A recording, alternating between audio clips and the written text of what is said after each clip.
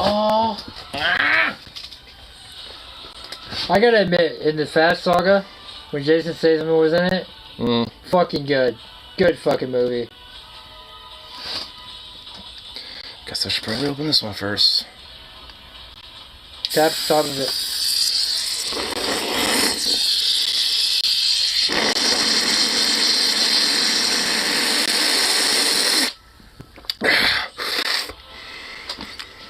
Well, that worked.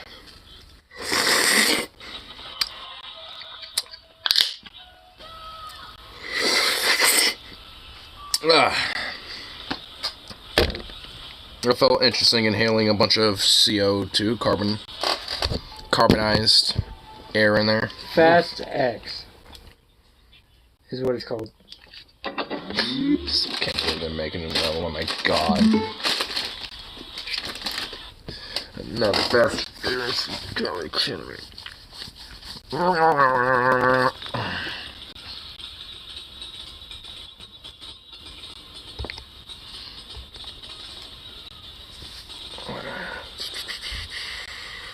That's a sweet bite. That's a sweet holy. Nice. Nice Sissy bars, too. Oh, you mean the ape hangers? Oh, ape hangers, yeah. Fucking... Me trying to sound like I know shit. Yeah! I know stuff, I promise! Harley would have probably kicked your ass for that. Nah, he would have just said shame and just like revoked my man card or something. Oh, I won't revoke your man card. You still need that.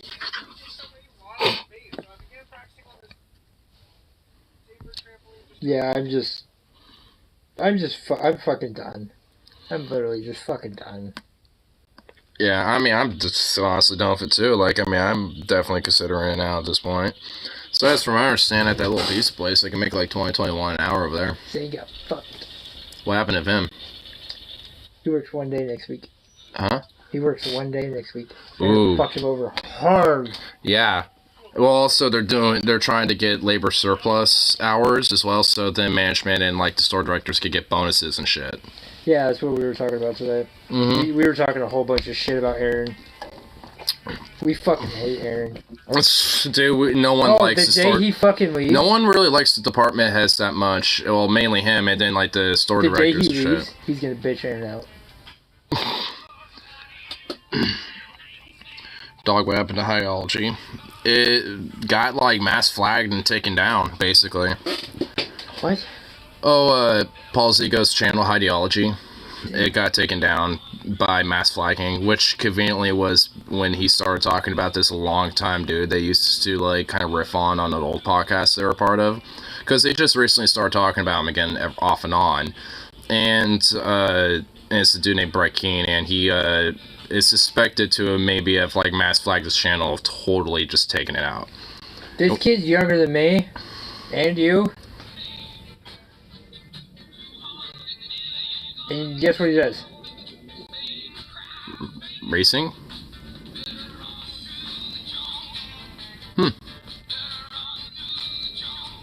Nice. I really do hope that it goes back. Maybe it strikes again. I mean, for real, dude. It's so bullshit.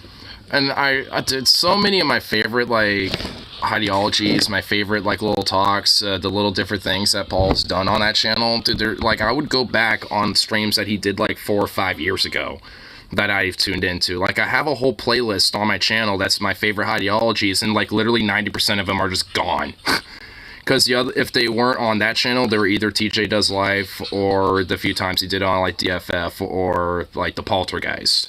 So pretty much now at this point, like, every single one of the, ideologies I've, like, all saved over time, at least as my favorite ones, are just gone.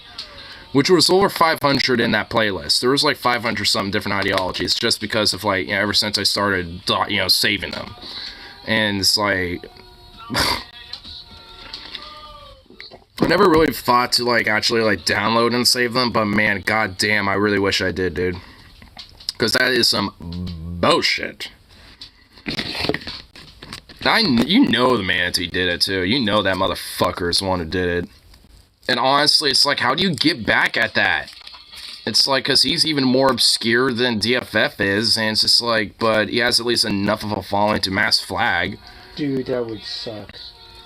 I'm sure it'll be put back up. Well, considering, I know Paul Zigo's talked to Vosh before, and at least there's, like, some overlap. Maybe there can be some leeway where, like, maybe someone gives Vosh, like, a $20 dono to be like, hey, Paul Zigo's channel Highdeology is taken down because of a mass false report, and, you know, you want to try to bring awareness, and, you know, to YouTube, you know, because he's a lot more of a bigger figure, obviously, so, you know, you think it could be possible. I actually think this happened with TJ at one point. TJ just happenstance was able to get in contact with Kyle, and Kyle was able to, you know, get in contact with somebody else who had contact with YouTube. So there's like a conga line effect with TJ at one point. So maybe the same thing can happen with Paul. And dude, if that happens and Highdeology is back, even if it's temporarily, like, I am downloading as many of those Highdeologies as possible, dude. Like, I'm not even kidding. I'm gonna, like, get, like, a specific little flash drive just dedicated to them and just start downloading them, dude. So then we can at least have copies so we can re-upload them to YouTube and shit. Because YouTube is, like, just took out history right there. That's, like, a 16-year-old channel. Like, that's, like, been there for, like, since I was, like, fucking 10 years old, basically. It's just like, Jesus. I mean, taking out, like, legit old archives and shit. It's like, at the very least, like, leave the videos up or something. Or some shit. Or at least make it so it's all private so the account can still be accessed. Yeah, they banned Paul's channel. Yeah, Highdeology is straight up gun. Look it up. Yeah, look up Highdeology. It ain't there anymore. That's his old videos. Dude, yeah, like all of his old videos. All the way from when he first started doing it back in 2006, 2007, dude. All the way back. All the way back, dude. It's just fucked. Like, I mean, it's like if, like, my, dude, I mean, it's like if my shit kind of got, like, beans, especially if, like, I, like, got fucking, like, very little going on, and honestly, frankly, so I'm not, like, that attached to any of this, but still, it'd still be, like, what the fuck, like, 5, 6, something years, I mean, even, well, technically, maybe, like, 7 or 8-ish about, because I was doing weed tubing before I started doing streams, so it's like, there's even that, and then there's been, like, off and on a couple things, like, mainly concert footage and stuff, from shows I went to. Sad about the old videos. Well, I mean, he still do streams, like, he's been streaming on the Poltergeist, because he already had a content strike, and couldn't stream until April already on his channel, and that happened, like, 2 or 3 weeks ago. And that was also conveniently when the manatee was being discussed on a Public Onion Nuggets. So, honestly, that literally only leaves one motherfucker, and it's that fat fuck manatee that is, purposely trying to undermine their business, frankly. Because it's not just, like, a side channel at this point, that Paul had there. Like, I mean, it was kind of a part of his job at that point, because he'll use that, for, like, the patrons-only ideologies on top of the Poltergeist and shit. But it's a part of the broader Pessimist Productions business that they're doing, It's like, like them, hate them. Like, I mean, it's their business, and it's a part of, like, how they make money, It's just like, and it's fucked when, you got someone who's trying to undermine that. It's like if someone went to my work and was trying to fuck with me, like, every damn day and trying to undermine my work, like, sabotaging different shit, while I'm trying to do my job or something, and just, like, behind the scenes, it's just, like, that would piss anybody off, and that would exceptionally piss me off. I want that. Oh, that would be pretty cool. It's a sim rig. Yeah, it's a simulator, yeah. I want one. I want one for aircraft. Dude, they have them all for everything. I know. Gave Brett everything he has. Yeah, I mean, honestly, at this point, like, the only reason why Brett's still kind of quote-unquote relevant is because of DP, really, at this point. And I guess at this point, kind of DFF, because they talk about him once or twice at this rate. It's just like the dam has been broken, and the manatees within their conversations now, again, but it's just like, basically Brett's using that as an excuse to just fuck with him now. It's because somebody from DFF, essentially, you know, fans of, you know, probably of both went over there and it's like, hey, you know, they're talking about you again. And then, of course, it, you know, gives his ire and it's like, oh, really, don't Paul and TJ, you know, and then they, you know, it starts, you know, coming over here and starts, you know, fucking with their shit. And I guarantee it's purposeful, so he can try to get that as a way to gain views and clicks. I mean, you know what exactly why he's doing it. Scum fucking thing to do it. Like, if he wanted to get their fucking attention, he could have done it. Yeah, he could easily do it in a way that doesn't fuck with them. Oh. Because what's next? Like, DFF's channel itself? TJ's channel? Like, I mean, TJ's known to be a lot more edgier in comparison to Paul and stuff, you know? So it's like, I mean, you know, is there a possibility his channel could get hit? Yeah. Or fucking DFF? You know, I mean, or any of the other side channels. It sets like a little bit of a precedent of like, you know, their business legitimately getting fucked with. It's not really, you know, over the Highdeology that it makes me fucking pissed off. It's more the, like, the intent. It's the fundamental intent of why he's doing that. And it's just to fuck with them and undermine their living, essentially. Because he's not as successful as they are. It's basically out of jealousy. And he's a shitbag rat fuck, you know, for doing so. So, I mean, it doesn't exactly make his character look any better. In fact, it makes it a lot more scummier and a lot more fucking parasitical, frankly. It's kind of a troll and a meme, but it's obscure locale. Who's also a very insecure little shitbag who wants to try to throw everyone under the bus, you know, because he is an obscure locale. And he's basically living off of the virtue that, you know, TJ and Paul and, like, Scotty used to talk about him and stuff, and now they're, like, every now and then discussing him occasionally. Just for the memes, really, just because it's nostalgic's sake, frankly. You know, it's been, like, over 5 years since they last heavily, like, talked about Brett Kane. Of course, they're gonna kind of nostalgically reminisce a little bit, you know? And see what he's been doing lately. And, you know, one of the grease traps, they did that, so it's just like... I mean, you know, it's just because they happen to be bringing him up, he finds out about it, and he's like, oh, well, let's still up, you know, like old times, this bullshit, and if anything, he's just using it as more of a way to fuck with them more so than just, you know, like good old times and shit. You want to hear the fucking weirdest thing I saw today? There's this lady who's driving a car. Yeah. Comes in and pulls the gas station. Her steering wheel fucking moves! I mean, shouldn't it move? What do you mean? Moves. Oh, like automatically? Yes. Huh. That's pretty cool. Look at her, I'm like, did your steering wheel just move? She's like, yeah. I'm like, how? She's like, oh, we have presettings. Huh. When she gets out of the car, when she tries to get out of the car, the steering wheel moves and the seat moves back so you can get out. Damn, that's nice. Automatically. It's pretty dope. That is fucking weird. I have some Paul's old videos on a hard drive somewhere. I have all TJ's old vids, Paul's old vids, fake Sagan. Well, for Paul's old vids... Who's on right now? It's Car Rove and another guy that's kind of part of, like, DFF. Watched them a little bit, too. But, yeah. Carl, I'd probably recommend just upload some of Paul's old videos and just, like, you know, title them as, like, re-uploads or something.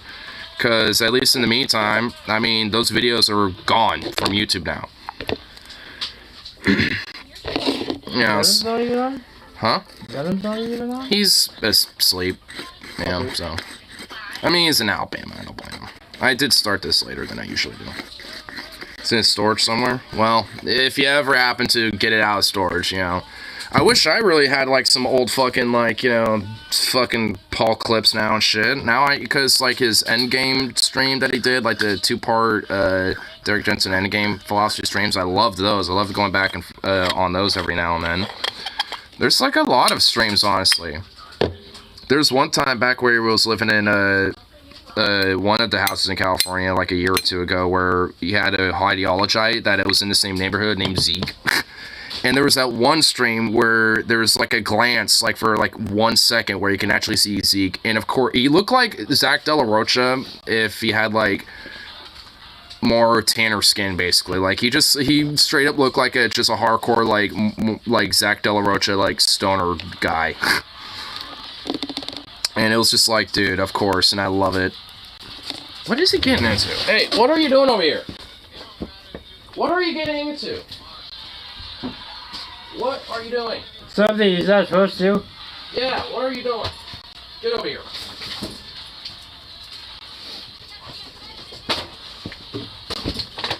Lay down. Lay down. No, you're laying down here. Yes. Right here. You're not... I don't know what you were getting into, but I did not like it. Thanks, here. Just so you don't end up chewing on anything else. Sit. Paul. There you go. What's this? It's a dog toy that if he destroys, they'll send you a new one for free. Nice. For my own freshman year of school, so no streams, just videos. Well, still. He happened to live in Paul's neighborhood. Yeah, he just happened to live there. Like, you know, the guy Zeke obviously already was living there.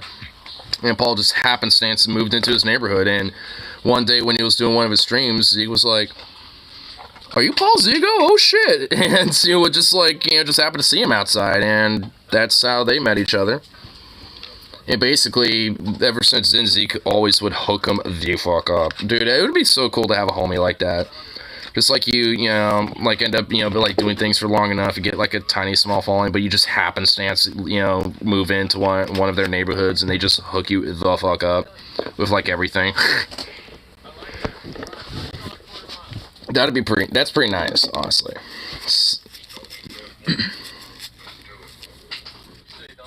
You always got to get, like, you know, the neighborhood that has, like, you know, the homie hookup, so to speak, where you got, like, you know, somebody that's just, like, going to be, like, somebody's homie, essentially. Yeah, like, the neighborhood's Mr. Beast. But with far less money, obviously. Because, I mean, I imagine the neighborhoods that Paul's living in are not exactly, like, very high upper middle class areas.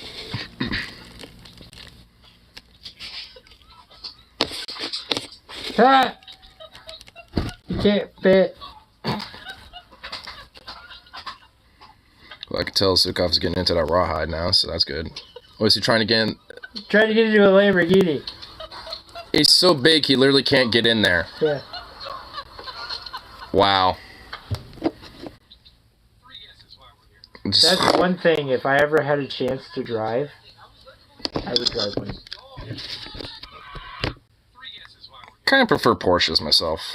I don't know why, but I feel like Lambos are overrated.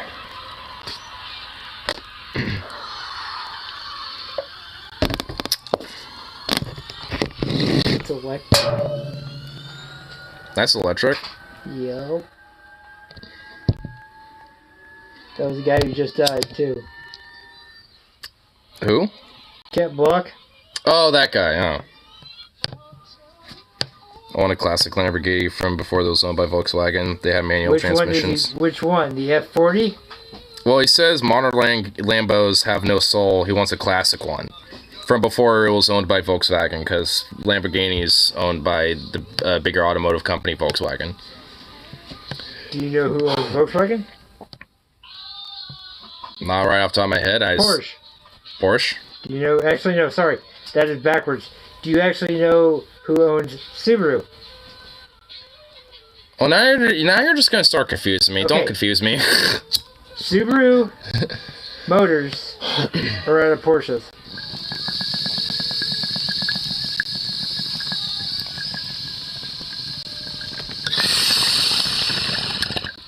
Because Subaru actually has Boxster motors. Subaru is owned by Fuji Heavy Industries. Porsche doesn't own They have Subaru. Boxster engines. What the fuck are you talking about? Porsche doesn't own Subaru. That's wrong. Subaru is owned by Fuji Heavy Industries. Then how the fuck do they have Boxster engines? Probably have a license for it, like bought a license patent to You have to be in the company to be able to do it. Subaru uses Boxster engines. That's a layout of engine, not the Boxster model. Yes, it is. See, this is why I'm not an automotive dude, because, like, I mean, I just, like, take at face value what people say, and now there's, like, a debate going on here. Boxster is an engine layout opposed to pistons. Boxster is a model. See, I don't know. I mean, you two hashed that one out. I'm the middleman. Who is that anyway? Boxster is an engine layout, like a V engine or an inline engine. Whatever. Yeah, I'm too tired to deal with this bullshit. And I'm just like, I just don't really know anything about these, so. Don't you have to go to work tomorrow? Yeah. I do too. Fuck. Oh, did you see the new gun safe in there? We got a new gun safe. My dad's friend bought one for us. Really? Yeah. That's where your dad was unboxing this morning. Yeah. It's actually really nice. It's actually kind of lightweight, too. Oh, it's probably one of those tiny ones. It's a small one. But it's a tall one, though. What? 5'11"? I think. Is it green? Black. Black? Yeah, go look in it. Yeah, it's just in the front room. Fucking welcome to your dad fucking unboxing something. Zoo call was eating something. I'm like, fuck it, I'm not waking up. I'm not worried about it. It ain't my room. It wasn't in my room, so I didn't give a fuck.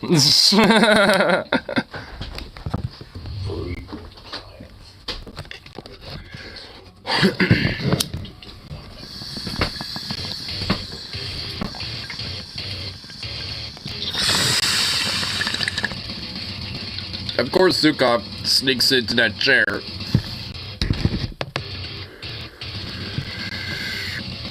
Silly dog.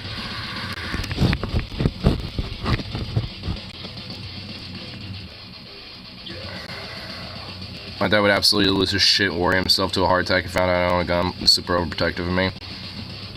What's funny is that my granddad thought the same thing. Like, my dad's really assessing about trying to get his guns back from his granddad now at this point. And was really hoping that my granddad would be driving up here. But he's flying up here, so Dad ain't getting his guns yet. But, Now you gotta get a pistol. 2 of them. I have 2 pistol holsters in there. Yeah, move! Yeah, he slowly snuck on there. Quietly. Whatever. Goofy dog. But, You be a yeah. good boy? You be a good boy? You know, pistols? No. But my gun safe has a spot to where I could put pistols. What do y'all own? I just own a shotgun and a Vishka. My dad owns like 2 or 3 rifles, but they're not here. They're with my granddad. He has them. So, once my dad gets his firearms, then collectively we probably have 5 or 6. Uncured. Take it from him. You good boy. Fit. Of course, when you get food in your hand.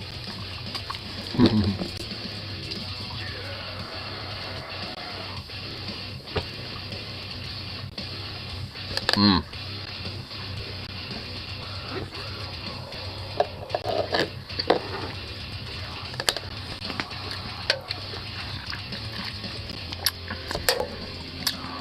I know my dad owns like a scope 30-06, and I think he might have an M1903 Springfield, but I'm not too sure. If not, then that Springfield's my granddad's, because he also has at least like 2 or 3 himself. That was a 10 gauge double barrel that's like ornamented and got like engravings on it. That's fucking beautiful. I really want that so bad.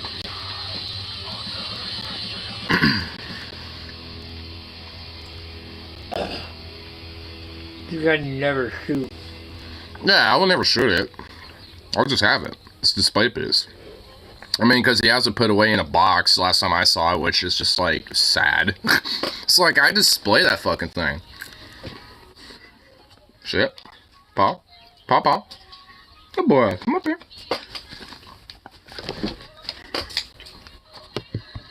I mean, I already have a shotgun that I'd use, so there's no reason to have it. I mean, I might, like, take it out one time ever, just to see how a 10 gauge feels in comparison to 12, but I only ever shoot it once. That would be it.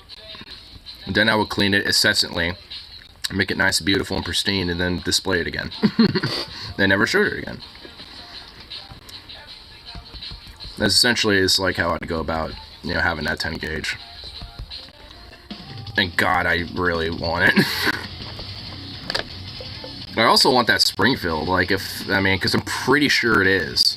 Because I remember checking it out one time years back, and it looked like a, you know, like a military like M1903 Springfield, and I'm just like, oh, God, to have something like that would be, oh, I'd fucking hell yeah, dude.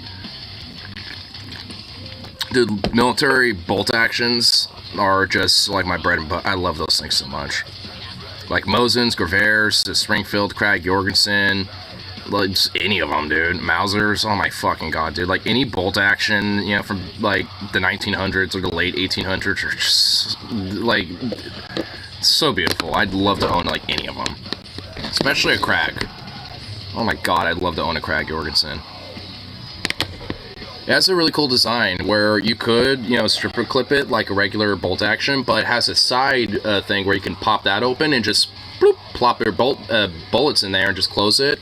And you can cycle it like any other, you know, regular bolt action, but you can basically, you know, load bullets on the side, so you kind of have like spare ammunition. So you can like stripper clip it, open that up, put 5 extra rounds in there, and it just kind of like loads in for the bottom, you know, as you're cycling. Got an extra $5,000 I have mine. My favorite bolt action is the 1886 Level. Oh, that French rifle. Isn't that isn't it like the magazine tube load? So you have to kind of like load the bullets in almost like a shotgun, basically. That, I will admit, that is a really cool weapon, the Model 1886 Level. Weird gun, I mean, in the sense of how it works with the like bolt system, but it's still a really cool gun. That would be another one I'd love to own. It was the first modern bolt action rifle. Yep, I remember that much. Dude, it'd be so cool to have something like that, honestly. It just seems like it would be a pain in the ass to load, because you have to like not only press the bullet in, but you have to like push it as well because of the tube. But then when you cycle it through, if you don't have a bullet right there ready to go, you have to cycle it once, then load it, you know, with another cycle. And it's just like, it's a kind of a clunky gun, but it is fun, dude. It looks like a fun thing to have. I'd love to have one of those. One thing I'd love to have, I think it's a Swiss gun. I forgot the name of it. But it's a straight pull, like a Swiss straight pull weapon. Oh my God, having one of the straight pulls will be so awesome. I love those straight pulls. Because to magazine, they had to give cartridge very pronounced taper so that the nose of the bullet wouldn't touch the primers of the cartridge in front of it. Oh yeah, this, okay, the Schmidt-Rubin. Yeah, the Schmidt-Rubin, yeah. Well, I think there was other ones besides the Schmidt-Rubin as well. But, yeah, I think that's the one I'm thinking of. The one that kind of has like that little like ring behind it, like behind the bolt thing where you pull it back as that like a little ring or whatever the fuck. That's the one I'm thinking of, but I mean, I think that's the one I'm talking about. But I think there was like other models as well that were made by like other manufacturers, but I could be wrong. I know there was other straight pulls, like I think Germany made one that was like a Gravair that was a straight pull as well, and I mean there was at least like 3 or 4 different, you know, mass-produced straight pull bolt actions.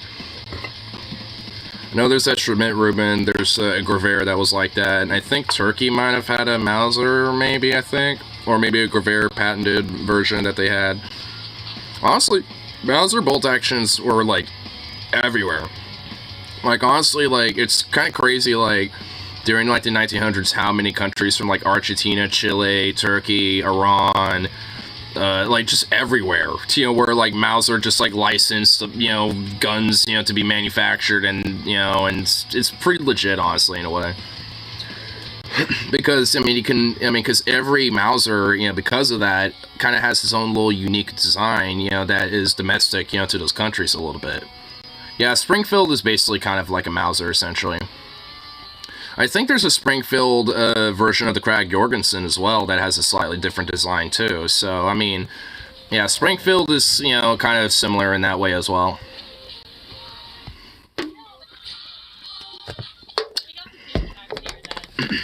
But either way, it would be really fucking cool to have, like, something like that.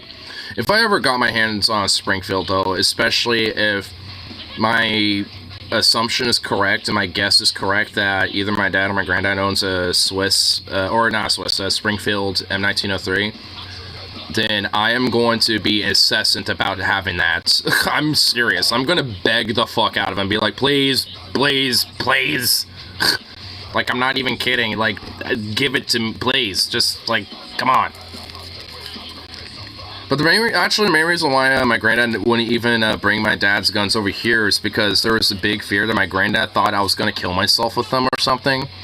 And then he found out that I had a shotgun, and then he freaked the fuck out on my dad thinking I was going to harm myself with it or something because I didn't know what I was doing or some shit. Like, it eventually deflected away from, like, oh, I'm going to hurt myself with it, to, like, oh, I'm going to be an idiot and not know what I'm doing. But then, like, the couple times I started going out shooting, and then I bought my own rifle and started going out shooting that, and my dad started telling my granddad about that. Now it just became a point, it's like, well, he needs to get his concealed carry now and actually get, like, a safety permit and this and that and blah, blah, blah. Like, now he's very obsessed to make sure that I have, like, my licenses and all that in place. And on top of that, he also wants to make sure my dad does too, and there's like some weird bullshit where he doesn't want to like give him back to my dad. You don't need a concealed carry to carry a fucking rifle. You can't even concealed carry that thing. Like, unless I had a fucking folding stock on it, and even then I wouldn't be able to concealed carry it, because it will still be like this fucking long. I mean, it's just like, unless I have my trench coat, and even then, it would stick out like a sore fucking thumb with the fucking 30-round mag or some shit. It's ridiculous. Like, there ain't no way to conceal that. Same with my shotgun. There ain't no way. It's like I would, once I get a pistol. I mean, because you can't conceal the rifle or whatever the fuck. So there's no reason for it. I mean, eventually I will once I have a sidearm, because, yeah, I definitely want to make sure I have a concealed carry permit once I get a pistol, for sure, absolutely, but... I can't get mine until I move to Washington. Yeah. 6mm Lee Navy cartridge was very advanced, small bore, high velocity, penetrates barrels too fast, so they got rid of it. The straight pull adopted. Oh, the Lee Navy is a straight pull adopted by the Navy in the 1890s, and they immediately abandoned several years afterwards. Well, yeah, because weren't there better cartridges and just better rifles anyway at that period? Like, that were just more reliable. So, and also, considering that it's a Navy, like, it's going to be exposed to a lot of sea salt and things like that, so I'm sure their weapons were intended, to be more resistant against that, but they probably ended up being worse, and actually ended up, being more sucky, while more already existing manufactured rifles were just better, and just still performed just as fine. Mauser's the way to go. Dude, really, honestly, like, there's a reason why Mauser is basically, like, at least when it came to bolt actions, for 40 fucking something years, 40, 50 plus years, like, there's a reason why Mauser was, like, the dominant, like, arms manufacturer for a while. Like, outside of, like, America, like, at least internationally, it was Mauser. Like, if, at least if you take U.S. arm manufacturers out of the equation. Because, I mean, like I said, dude, Mauser had, like, their rifles everywhere, like, in so many different countries. Like I said, from, like, Argentina, Chile, Peru, like, Mexico, Turkey, Iran, Egypt, everywhere. Like, I mean, they licensed and patented those fucking things everywhere and made big bucks doing so. Isn't Mauser still a thing? Like, aren't they still exist, don't they? Like, if I honestly don't know, but I'm pretty sure they still do, don't they? Like,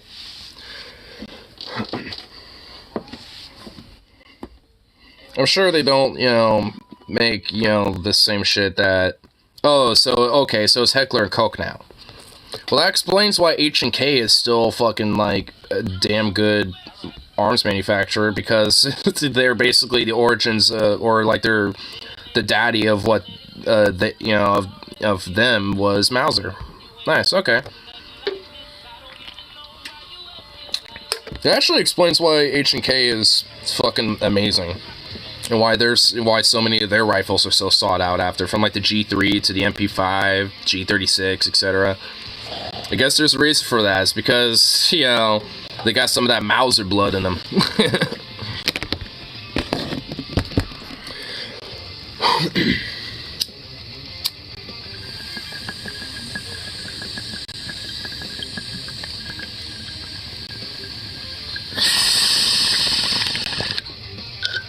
Of the STG-45. Nice. Oh, speaking of which,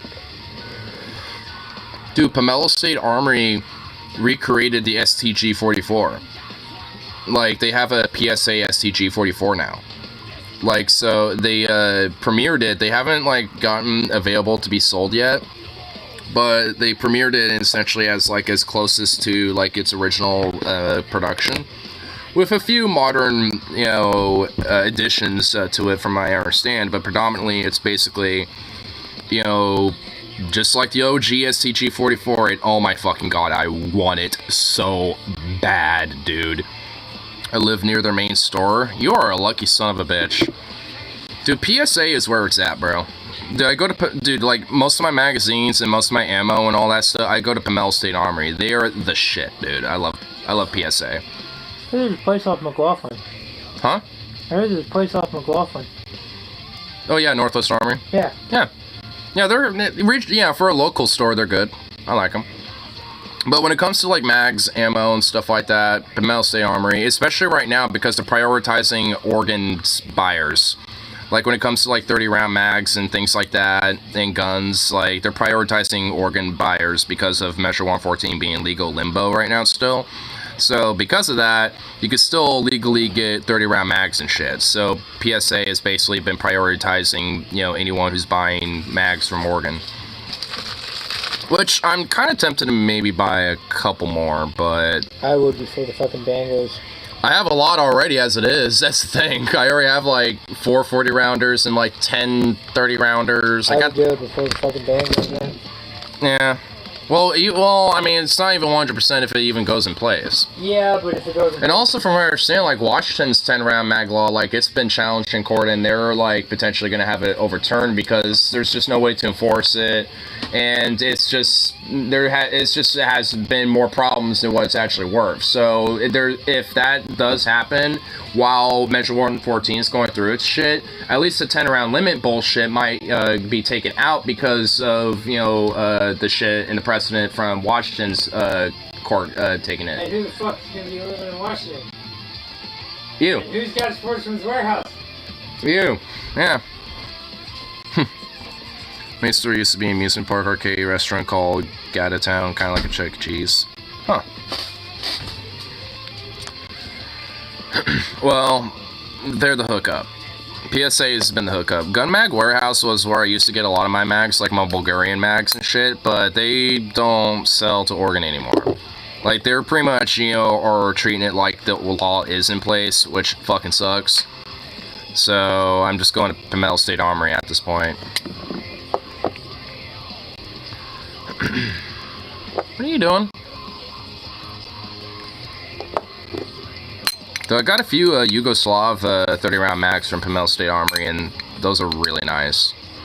I really love it because of that whole bolt-open mech that it has on the mag with its feeder. Because once you get the last round shot, there's like a part of the feed that kind of holds the bolt open until you release the mag, and then the bolt closes. So it's kind of like a little tiny little trick, you know, to kind of let you know that, yeah, you shot your last bullet. Which I like. I honestly, you know, thought that was, you know, kind of a neat little trick that, you know, was kind of put in there. Because all they did was just take the back of the feed and just, like, extended it out a little bit.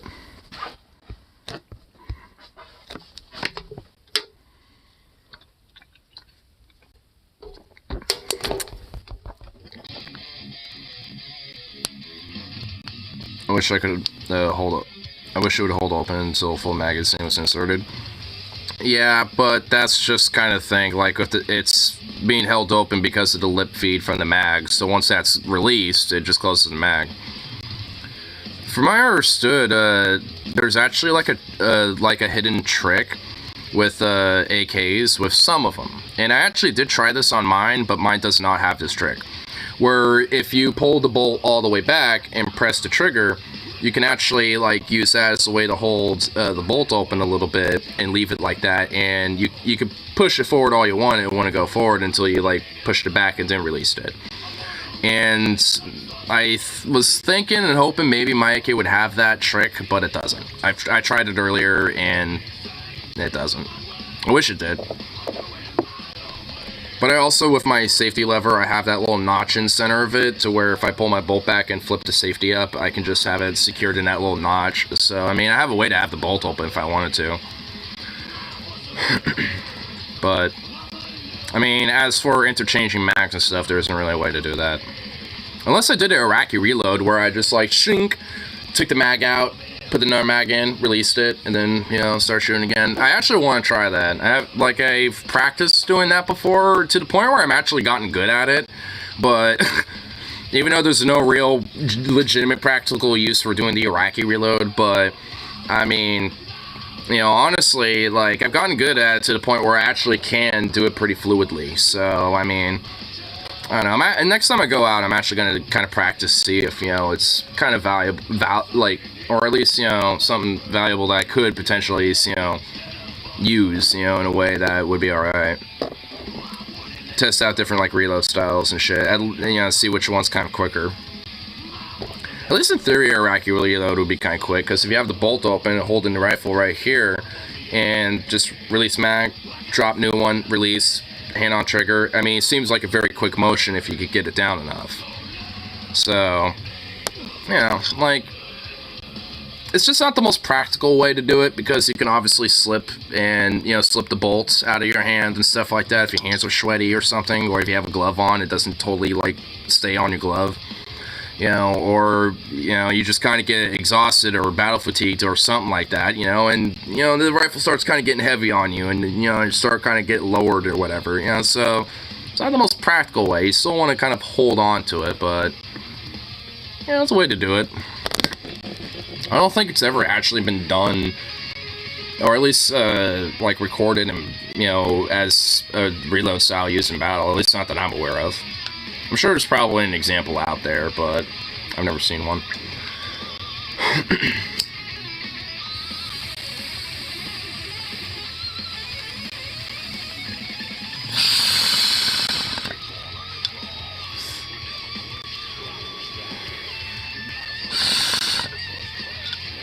Honestly, considering the Ukraine war going on, I'm also surprised I haven't, you know, seen, you know, like a reload style like that, because most guns out there are like AK guns, basically, and the Iraqi reload is meant for one of those. So, I'm honestly kind of surprised I haven't at least seen somebody do it once, while, you know, do some footage or something that gets taken from over there.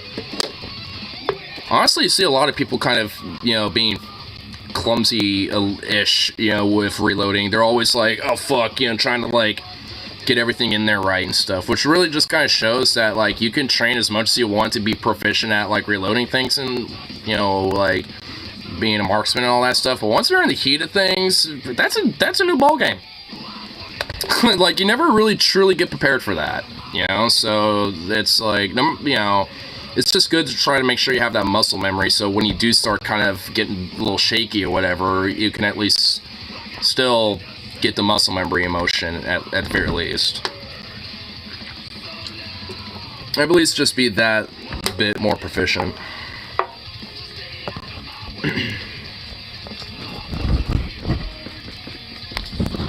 Honestly, it just seems like a lot of the footage that kind of comes out of Ukraine at this point is just those fucking drone videos and shit, and like, and those are just starting to get, like, fucking ridiculous.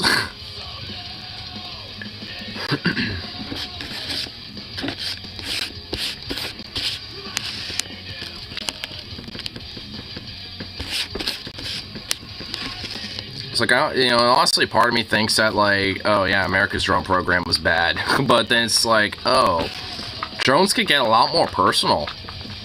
And that's where it gets, like, even more kind of fuckety, you know, honestly, because, like, you know, I wonder how, like, some of these drone operators kind of feel like, because I know there's been recorded times, and there's actual, like, you know, data and reports about, like, drone operators from, like, Iraq and Afghanistan and Syria and shit that have straight up PTSD from being an operator, even though they're, like, you know, sitting in a fucking, like, basically, like, an office desk in fucking, like, you know, Washington or fucking some shit. And it's just like, you know, nonetheless, they still get, like, you know, very similar, you know, sense of PTSD, you know, despite that, you know, and it's like, I mean, like, I wonder how that affects, you know, some of the people that, you know, are doing it where it's legit kind of a sense in a lot more of a personal level, you know, with some of that.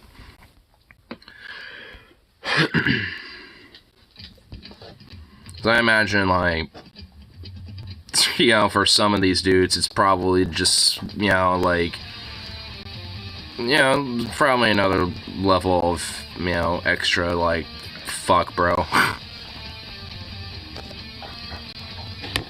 Would be for me, at least. Frankly, honestly, like, I'd rather be in frontline combat versus being a drone operator. I don't care how much safer it is. Like, it just seems more detached and morbid, I guess. I suppose, like, frontline would be far worse, but I don't know, I guess it's just not so, like, detached, I guess. I don't know.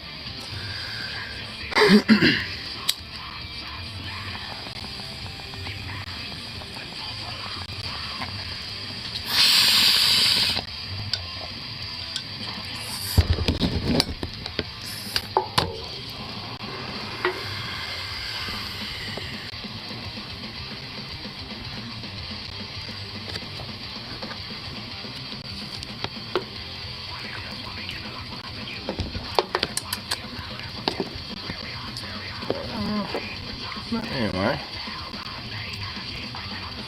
let's go see what's on Reddit. What's on the Reddit right now? Is there any, like, little memes or anything? Let's see here. What the fuck? Reddit, are you being weird? No, there we go. Cool. Let's see. What the fuck? Trimont Barber, known for attacking women riding public transit by trying to cut their hair, released after 17 months. Why? Why? Dude, no. Why? For those who don't know, like, honestly, like, this whole Trimont Barber dude, this guy's legitimately, like, kind of a little bit, like, it's like a local terror. This dude would literally be on, like, transit, like, on buses and on, like, the light rail around here. That's the freak, by the way. That's the creep. And he would literally, like, have pairs of scissors and, like, razors and stuff like that so he can cut hair and, like, attack women, basically, and harass them and shit. And, like, it's just like, what the fuck? And they released him after 17 months. Thank you, Portland Police, for being worthless and useless. Trimont is working on a strategy to better address inappropriate behavior on the system, better support our operators. Bullshit. And this person even is saying it. They're fucking lying. We have fewer road supervisors to respond. PPB, Portland Police Bureau. Simply doesn't respond, and they don't respond to fucking anything. And operators are routinely either disciplined or removed from the bus, incurring punitive time loss on record when we call in and ask for help. Yeah. Or held in prison.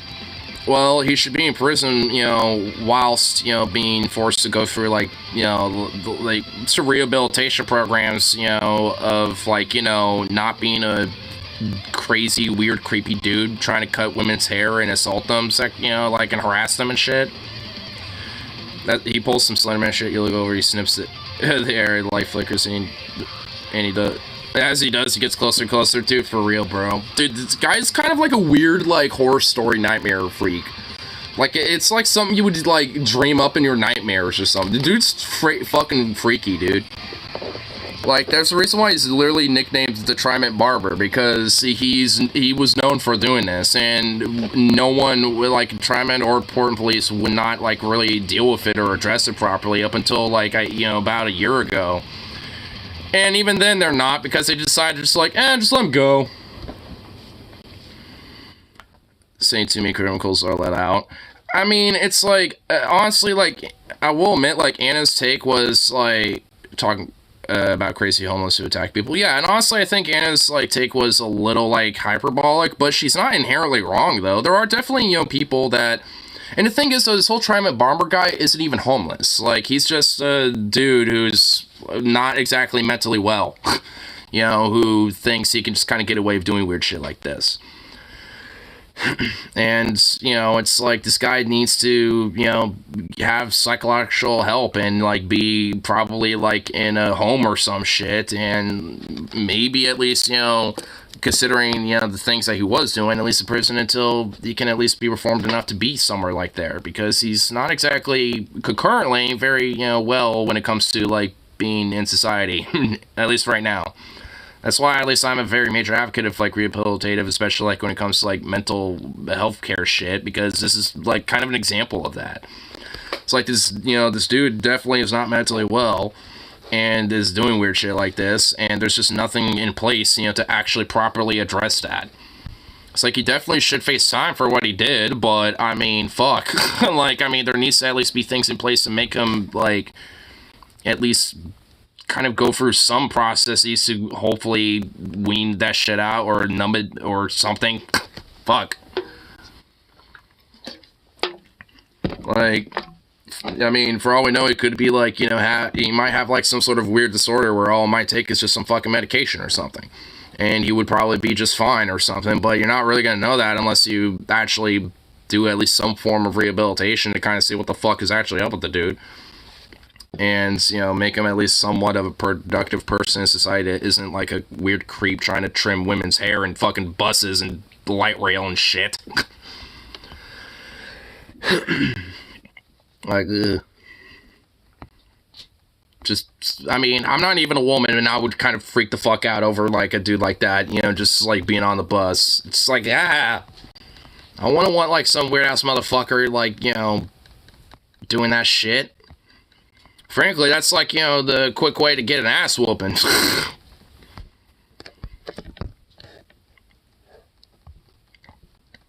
But, yeah, I mean, at least with, like, you know, Anna's thing, it's just like, yeah, I mean, there are definitely people that do, like, you know, legitimately kind of, like, criminal acts, like assaulting people, harassing people, and shit like that. But, yeah, I mean, there needs to at least be some accountability to those specific type of shit. Like, I mean, but, you know, that doesn't necessarily mean you just, like, just lock them up and that's it. Like, you actually have to, like, you know, do something to, you know, prevent that in the future from somebody like that. And there are ways to do that. You can't just lock them up and then, once their time is up, just release them and expect them to just, you know, be better. Because they're not. Because there's a reason why recidivism rates are so fucking high and shit. Preventive thieves, stuff like that. And sure, and I do think there needs, like I said, needs to be shit, you know, especially when it comes to rehabilitation, you know, to address that shit. Because there's kind of a reason why people are repeatedly offending, you know, the crime of, like, stealing shit and stuff. It's because, well, they don't really got much money, and no one's really going to accept them having a job when they have, like, a misdemeanor or a felony on their record, because, oh, they're probably going to be some weird criminal dude that's going to just steal shit from us anyway, so fuck hiring this guy.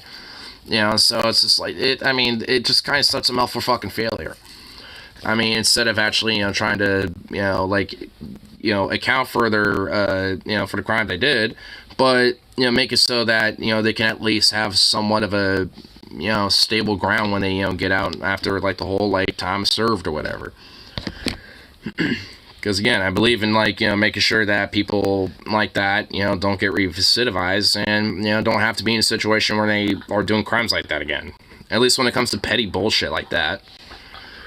I'm sure gas stations wouldn't care. I'm sure they wouldn't, but it's not exactly, like, you know, the greatest job ever to have. I mean, I'm sure, you know, not everybody obviously wants to be doing shit like that. So, I mean... But, nonetheless, yeah, I'm sure they wouldn't care at all.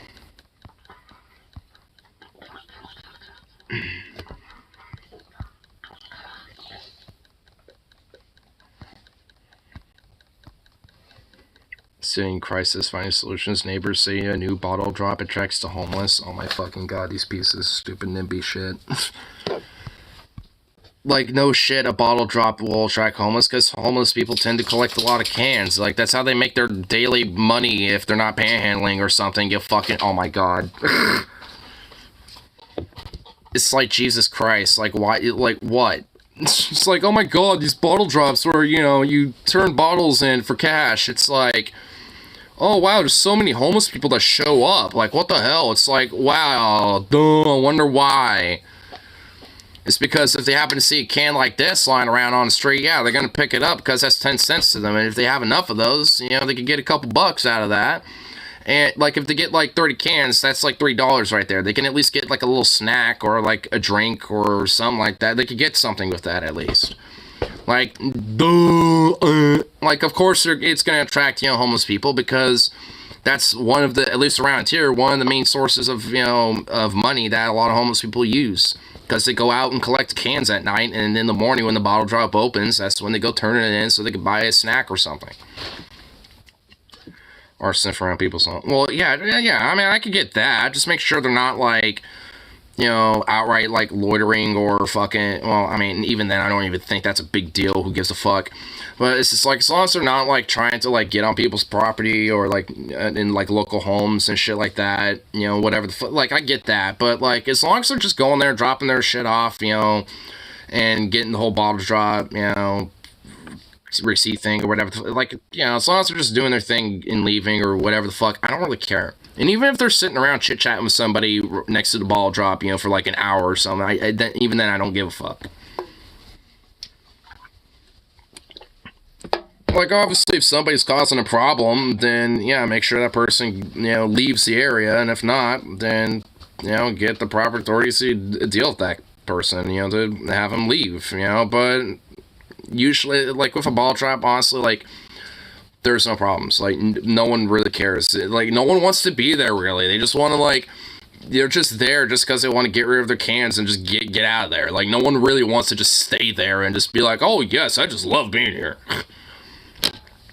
I don't really think it's, like, the problem that homeless people are there that, you know, people are bitching and complaining about it. Like, frankly, yeah, they kind of smell them, you know, a little bit just because there's, like, you know, droplets of random liquids from cans, you know, left at the bottom sometimes, and, like, you know, sometimes that, like, will spill on the ground, sometimes it will just kind of fester a little. It's not exactly the most greatest smelling place and all that shit, you know, so it's, like, what do you expect? Like, you know, some beautiful, like, luxury, like, fucking perfumed out, fucking, like, you know, resort or some shit, you know, for your bottle drop, turning cans in, like, give me a break, people. I want to read some of the comments on this one. What are people bitching about this in here?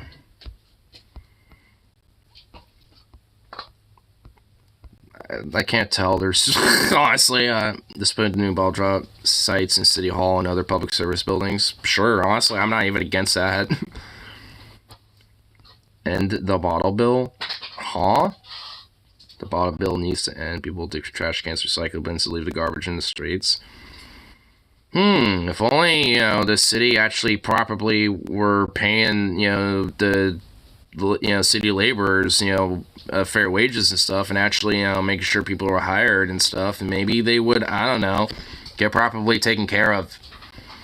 And frankly, that's not the only problem when it comes to just, like, most people are, like, rummaging for you know, like, garbage bins and stuff, you know, for cans and stuff is not, like, the least of the problems when it comes to just garbage in the streets.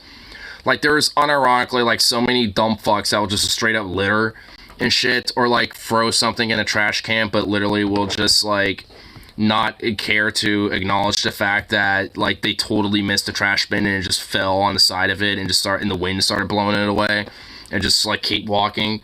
Like, I mean, it's not inherently just homeless people, you fucking dork. Oh my god, yeah, this was something. Yeah, there's people already bitching about it. People who use their EBT cards to buy bottled water immediately dump them all the water to get a refund on their water bottles. I don't even believe that. That just sounds like bullshit. Like, what? No. Like, it costs more money to buy, like, a whole big thing of those bottles and then, like, turn it all in for actual dollars. Like, I mean, because you could use an EBT card, a food card, for, like, way better things than that. Like, no one does that. Well, that's just the most randomest claim. And I'm personally tired of people hopping over my fence and coming into my yard to look for bottles in my bins. Why are your... What? What? How... What? I mean... I don't even necessarily even believe this if if this person's making a claim that people use their EBT food cards, you know, to basically buy, like, you know, bottled water just so they could turn those bottles in for cash. Like, that doesn't even make sense. That just doesn't even make sense. I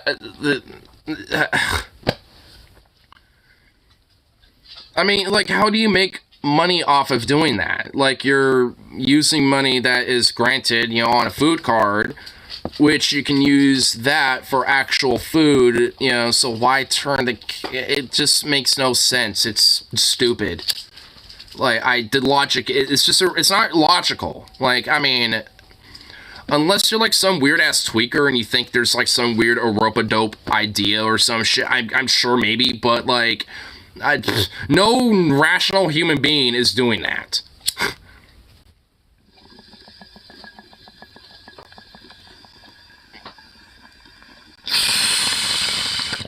Like, this is why I hate nibbies, dude. They make weird claims that don't even make sense. Just so they can fucking, like, talk shit about, like, people who are homeless or might be, like, stealing or, you know, doing petty crime and stuff. Like, it's just an excuse to talk shit. It's like, and if you break down their weird claims half the time, usually doesn't even make fucking sense. What are you doing back there? If they have an EBT, then chances are they aren't living on the street, right? Well, not entirely true. I mean, you can have an EBT card and still potentially be living on streets.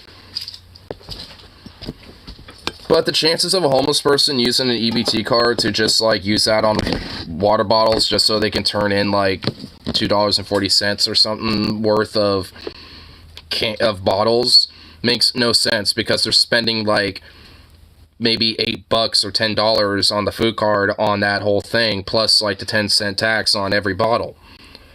So it just does not make sense. I mean, it's just so dumb. Oregon Zoo? What about the Oregon Zoo? I mean, I know some stuff about it. And anything you want to know about the Oregon Zoo? Wouldn't it be smarter if I drink the water from it first? I mean, yeah. And even then, you can, you know, like, even if you wanted to, like, dump it all out, you can easily, like, you know, just give it to people. Or maybe, like, put it in, like, a bigger bottle or something. Is Oregon Zoo any good? Yeah, I'd say it is. Actually, the elephant exhibit just got expanded not too long ago, a couple years back, so the elephants have a bigger exhibit to, you know, enjoy and everything. They got rid of the meerkats, so I'm sad about that. But, yeah, Oregon Zoo is pretty fucking cool. I'd say it's one of the better zoos, you know, out there.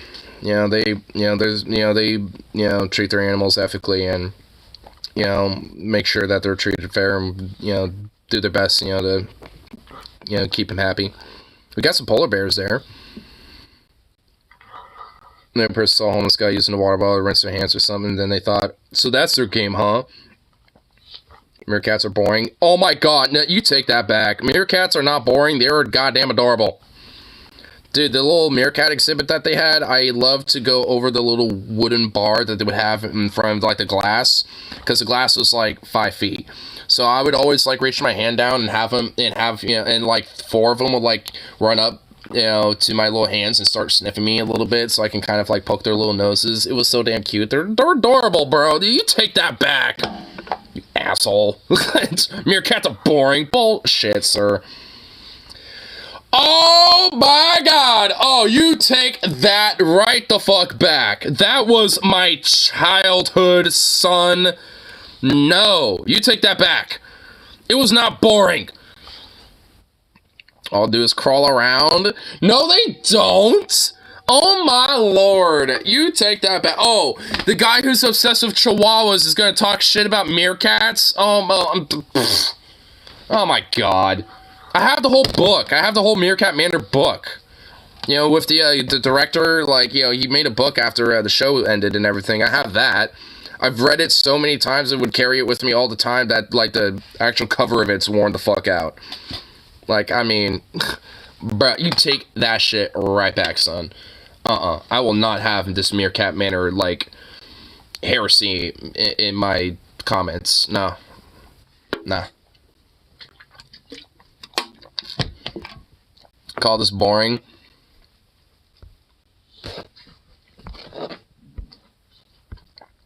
I mean, for real, look at this majestic, adorable thing. Look at this cute, majestic little fluff ball. You're gonna tell me that meerkats could kick a chihuahua's ass any day or night? Dude, I'm not even kidding, they would. No. Yeah, they would. Have you seen these motherfuckers fight? Have you seen them get territorial and fight? Dude, these motherfuckers are nasty little buggers. Like, what are you no. Pfft, denial. That's just pure denial. All that was right there was just utter denial. You just can't handle the truth, sir. That's all that. Oh, I see that. I see that, I have been discorded by the rose. These anxiety attacks, they're often caused by stupid people. Get emotional support, honey badger. Unlike other companion animals that snuggle up and provide physical comfort and safe space during anxiety attacks, the emotional support honey badger instead of physically attacks and savages the absolute living hell out of the stupid idiot bothering you, thus removing the source of the anxiety. Much more efficient. Ask your doctor if the honey badger is right for you. Dude, the honey badger is totally right for me. Absolutely based. That's what I want. I'll have Zukov be the friendly boy. And then on my shitty days, I'll just have my emotional support honey badger. Evidence? Yep. The deadliest fight of meerkats? Oh, fuck yeah, bro. Let's watch this shit. Challenge. Look at these little babies. Oh, look at the babies. They're so cute. They are the bantamweight contenders of Animal Fight Club. What they lack in power... I want to see it. The neighbors have crossed onto the West Siders' turf. The pack responds. Look at the shield wall, dude. The shield wall is ready to go, bro. To the death to protect their turf. Brothers. The neighbors keep on coming. Charge! Charge force, brothers! Rage war! They clash head to head in a mass brawl. Hey, that had a little bounce going on there. Claws and needle-like teeth. They grab their rivals and go for the neck. The battle is violent but brief. Oh, that one went right for the balls. Ow. Bit the balls, dude. Oh, got the leg. The are outnumbered and overwhelmed. The home team forces their East Side rivals to retreat. East Side, West Side gang rivalries, bro. Such a small animal. Fewer than 50% of adult meerkats make it through the year. But the bigger the group, and the more vigilant the sentinel, the greater chance that the wounded will recover. Aww. And they're adorable. Being named Honey Badger like Helen or Hector. Hector was a Greek hero. Now he's a honey badger. See, meerkats know how to end a fight quickly. Yep. Yeah, 100, dude. And that other one looked like it was like it looked like that, and his neck got snapped up, and he's like, I mean, like that one meerkat looked like it got hella fucked up. I feel bad for that meerkat, I will admit, but I mean, nonetheless, though, you know, they're brutal. Is this Chihuahua? Oh my god, yeah, dude, you're gonna expect this tiny little degenerate to fucking, like, you know, fight back against a goddamn fucking, like, meerkat? Dude, this thing will literally be fucking food. This will literally be food for a meerkat. smallest breed of dog in the world and originated from Mexico. Oh, yeah. Oh, yeah. Oh, so vicious. Oh, yeah, so vicious. So, yeah, a meerkat would literally just, like, destroy this thing. The name comes from a native tribe called Taquiche, and they were named by Spanish traders who brought them back to Europe during the late 1800s. Chihuahuas love human company and will crave all your attention if you let them. They're also very loyal and protective of their owners, which makes them great ones. What are they gonna protect their owners from? A bee? A fucking, like, a tiny little, like, mouse? What the fuck are they gonna protect their owner from? Chihuahuas are small dogs. I guess that would explain why they're all like... That would explain why they're always like that, honestly. To 12 And yapping all the time. perfect for a lapdog. They're intelligent, playful, and can be stubborn. Okay, I'll admit that one on the left there for a second was kind of adorable. I mean, I'll grant you that. Affection towards their owners. But I'm just... On average, Chihuahuas have a lifespan. Okay, I mean, these ones are kind of adorable too. But they need to be like big pups. Like, these look like little puppies to me. So you know they'll be with you for quite some time. They don't have any breed-specific health issues, but can sometimes suffer from dental problems or heart disease. Chihuahua... Well, I'm sure that goes for any dog, though, but I'm... Okay. They're having that moment where they stand for what? They stand like that. Where do we go from here? Forward. The one in the beginning is the coolest. At the very beginning. Because it's trying to defend its, like, Japanese beer can or something. Like, what is that? What is it trying to defend? What is that thing? I can't really see it, but... It's in Japanese, I know that much, and it looks like a beer can to me. It looks like some Japanese beer. But it's a Chihuahua-sized thing. But, oh well.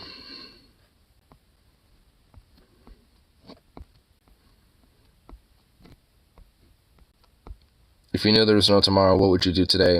Fuck bitches, do lean.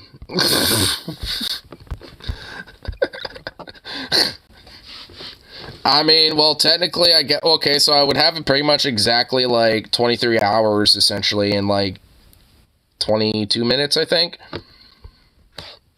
Honestly, just, like, do a bunch of psychedelics, just fucking just say fuck it, and just, like, break all the laws. Like, honestly, like, I mean, I just say fuck it. I mean, if there's gonna be literally no tomorrow, then, you know, yeah, just fuck it.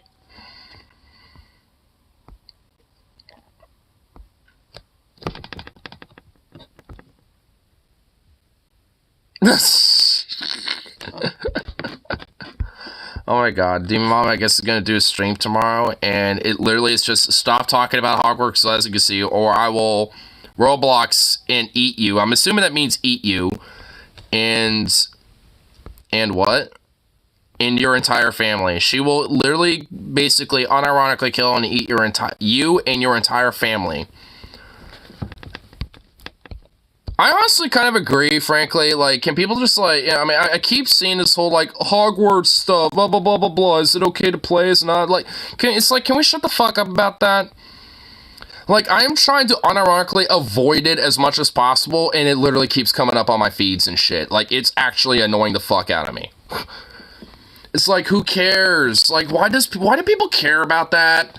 It's just because, oh, J.K. Rowling is, like, barely associated with it? Is that just literally it? Is that just it? Because,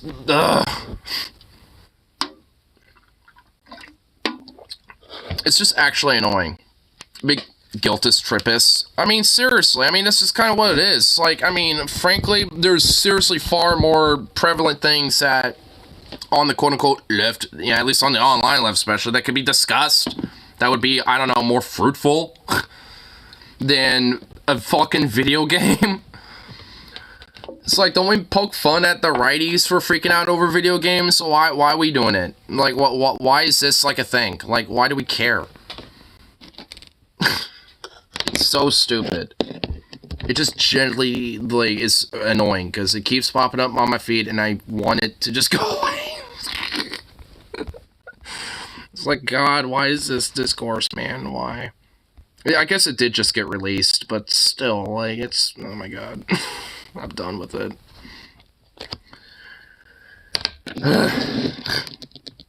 Like, that's my hot take about it. It's like, who gives a fuck? Play it if you want to play it. Don't if you don't. Like, there you go. Boom. Happy. Wow. You know, it's like, who would have thunk? It looks like a boring game. I just was never into Harry Potter because I never grew up with it, and I honestly kind of partly blame my mom for that because she literally thought it was weird, like satanic witchcraft shit, because she's a weird Christian prude.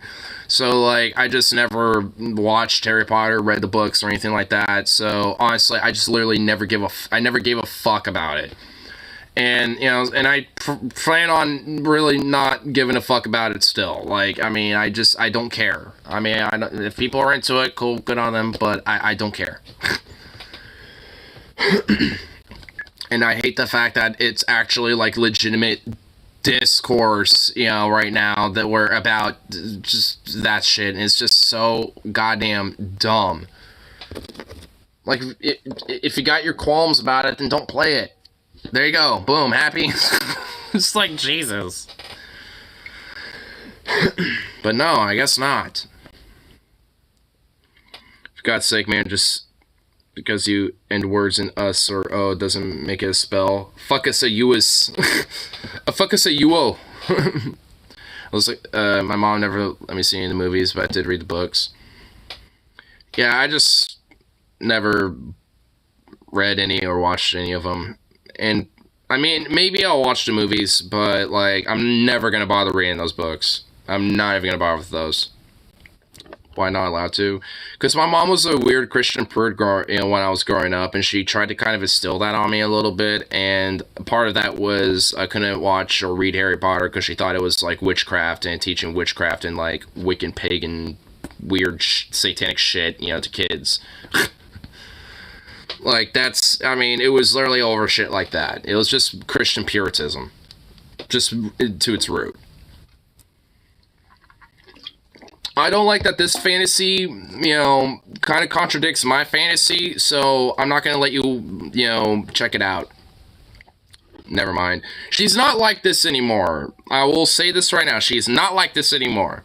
She has gotten very soft when it comes to her religious views. Like, at least when it comes to pushing them, you know. Like, I'm sure she still harbors, you know, these type of views, but I mean, like, she's not really, like, she's not going to try to force it at this point. She doesn't really give that much of a shit anymore. But when I was growing up, at least up until I was, like, 11 or 12, when it came to shit like that, like, yeah, she kind of tried to push that. She softened on it for a while, but, you know, there was a time where she was kind of, like, about that. To think like that in the first place. Well, I mean, she's not exactly the most, like, you know, sane person. I mean, she's not, like, literally crazy, but, I mean, she's definitely got some quirkiness about her. She's definitely a quirky character. I mean, she's nice, and honestly, a lot of her quirkiness at this point is softened. Like, I mean, she's kind of more or less kind of a happy-go-lucky person at this point, you know, just trying to take in, you know, the happy moments and stuff like that more so than anything. Like, I mean, just because she's, you know, getting, you know, up in age and, you know, knows and recognizes that she doesn't exactly have that much time left, you know, so to speak. So she kind of has a different perspective now at this point. Still religious, but, I mean, she just, you know, she has a different take about things. So, I mean, still quirky, but, you know, whatever. I mean, she's definitely softened and kind of changed how she is about that. And honestly, I'd say for the better. Like, her and I hang out and talk often. I call her sometimes on my lunch breaks and shit and just chit-chat and talk for a while and, you know, hang out, basically. Like, you know, so at this point, like, her and I are chill, but she's had her moments and, you know, she's had her time, you know, in the past being, authoritative and very religious, you know, when it came to certain things. But not like, you know, like a hardcore, like, you know, just a Baptist church type of shit or something. But, you know, like, there definitely was kind of teetering around that, I guess.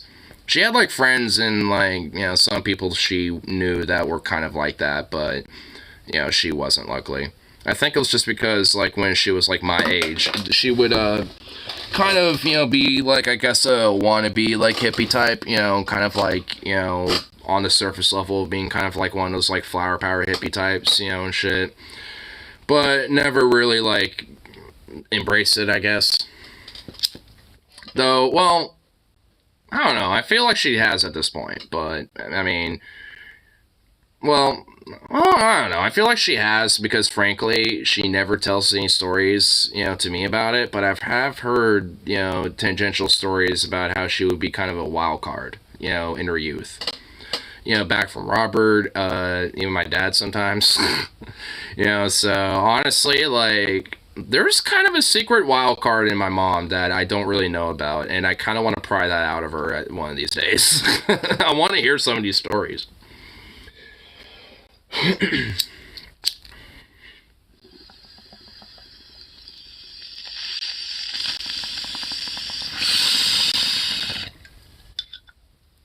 I think that's why she was kind of religiously prude, especially with me growing up. Because I think she had kind of a wild side that she kind of felt guilty about or something. And she didn't want her little sweet boy to be like that too, so... Or at least, try to, interwove, something to kind of give him a better path when he ends up being a rebel or something, or whatever the fuck. So, I don't know. I mean, I think she had her logic to it, I guess, as not sound as it really was. But either way, I mean, I don't hold it against her at this point. Over time, we've had our talks, discussions, and, and all in all, just basically, yeah. But then he got drunk at 3, and she was like, well, that ship sailed. Yeah, well, there was that one. Well, that was not honestly anyone's real fault. Like, I mean, it was just that all the adults were having apple ciders and shit, and I thought that was apple juice, like dead ass. And my mom set me down for a minute because she was kind of sick of holding me, so she thought I would be fine, just wandering around because she didn't think I was gonna be drinking people's fucking ciders, but. Eventually somebody picked up their cider and realized it was empty and went, what the fuck? I didn't drink all of this. I only had like a quarter of this. And then they look over and see me downing probably like my third one or some shit unknowingly, and they went, oh no. And apparently from what my dad says, I was like asleep for at least like sleeping pretty nice and soundly for like a good like 3 days or something. But, well, not like 3 days. I think it was more like all day, the next day for sure, from what I understand. And then I think for most of the day the next day. But after that, I was fine, apparently. Like, I mean, from my understanding, it didn't really, like, have that serious of impact. I just, like, went to bed. Like, I went to sleep nice and soundly after that. So... I mean, it was definitely like, it was just kind of like a little hint of the trouble that was to become, that was me. She tried to quell it, but alas, it was all futile. There's no way to quell the beast within.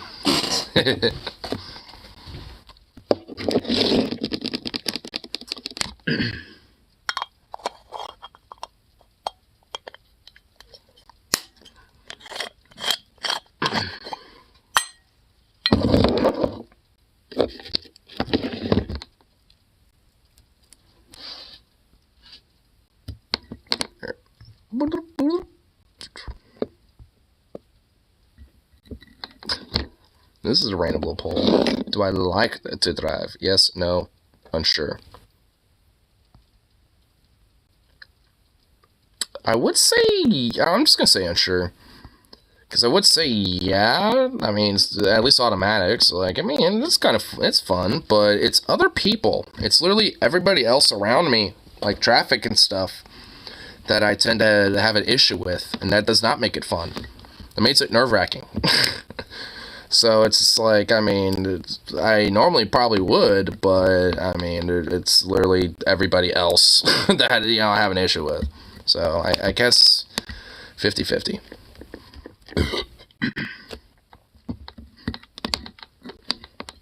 This is how I would go about that, because I mean, the act itself is fun, but I just would not want to, I just would not want to be, doing that when it's like heavy traffic. This question specified legality. It just literally says, "Do you like to drive?" Question mark, and then it's yes, no, and unsure. A lot of people say yes, or it's like over 50% yes, and then like, you know, about 5-something% unsure, and then the rest of it's like, it's about like, yeah, 5%, and then yeah, no is like the rest of it. So yeah, I mean, it seems like, you know, it's mostly yes. At last, all my hours of GTA driving will come to use. I mean, honestly, like, you know, it's... What I do like about, like, the GTA driving, at least, is that, like, kind of how, like, weirdly, you know, like, embellished the physics are. At least in GTA 5. Because there's so many times where I'm just like, man, there's no way in actual hell that, like, any of this would happen. Like, when it comes to, like, driving. But then I will see some accidents, or at least the aftermath of, like, some traffic accidents. I'm like, okay, how did this happen unless you're in Grand Theft Auto? Like, what the fuck? No gear shifting, no manuals. Well, dude, every video game does that, basically, when it comes to driving. I mean, it's like, there's no game that really actually, like, sets in stone, like, you know, actual, like, you know, you have to transition to this type of shit. Unless it's, like, a racing-specific type of game, you know, like, you know, like Need for Speed or something, you know, it's just like, and even then, I don't even think they have that. So, right, racing driving simulators don't. Well, yeah, they don't, like, well, yeah, because they're simulators, but, like, when it comes to just, like, arcade-style games that have driving in it, Forza has manual shifting. Yeah, like, yeah, Forza, yeah, like, yeah, that does. Like, Need for Speed, you know, like, these games do, because they're predominantly meant for that. But if you got, like, Grand Theft Auto, or, like, you know, or, like, Arma or some shit, and they have, like, vehicles you can drive, like, there's no real reason, you know, to implement that type of system when it could just be done automatically, and kind of take that role over for you. You know, so it just kind of makes it a little bit more streamlined, you know, when playing the game. I mean, it's not that... I don't think that's a big deal. Like, I mean, whatever.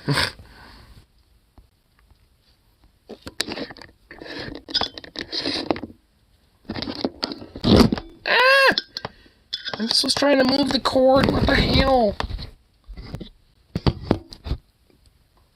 Don't do that. Jeez. Oh, little sweet boy.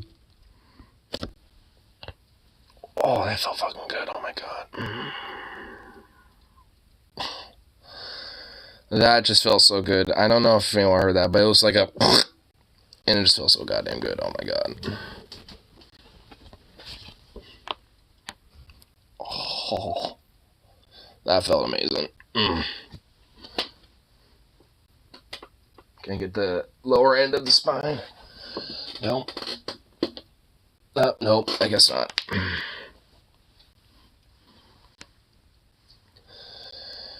Oh, but like getting all that upper half and that neck right there, oh my god, that was kind of euphoric. Not even gonna lie, that just felt amazing. I'm getting old. Greg in my back is feeling too damn good. Honestly, you're never too young to enjoy a good old neck pop and then back pop. Aztec Anubis dog. Wait, what? I'm not even gonna attempt to pronounce that, honestly. What?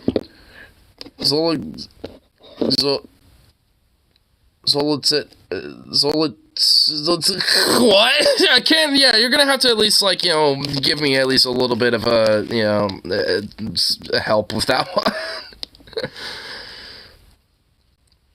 I know that X isn't like X or soul or whatever. It's like a soul or something like that. Because I actually remember there was like this Hispanic chick in high school that had like, I don't really want to say her name, but because her first name was so unique, but it had like X's in it, and I was like, how do you pronounce that? And I was like, oh, Cholette's Quintley. Shola Etz Quintley. Okay, I see it there. Okay, all right, now that I said it and looked at the word, now I see it now. Okay. I just, like, was... like, that's the thing with some words. Like, I have to, like, look at, like, how to pronounce it, so to speak, like, below it or next to it, and then, like, you know, say that a few times, and then look at the word and then say that. Eats rhymes with eats. Okay.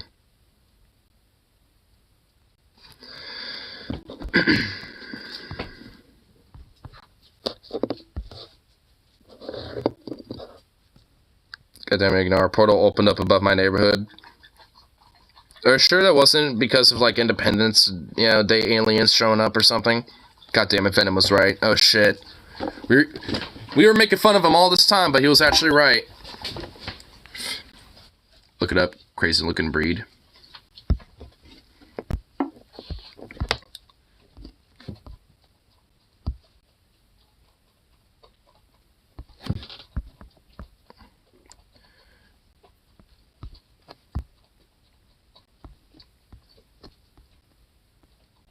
Huh.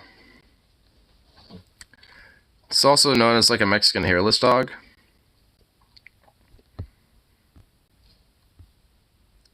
Dude, this dog does straight up look like Anubis or something, dude. That looks straight up like an Anubis dog. Like, what the fuck? It looks like a Siamese cat, but dog.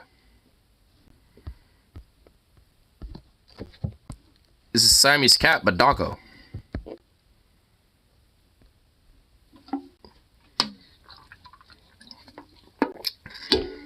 It's a cool looking dog, honestly.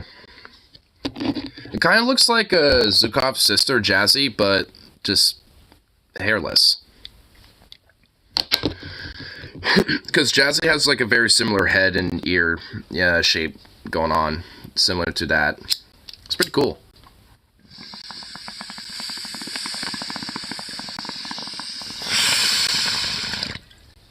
It looks like a little goblet dog.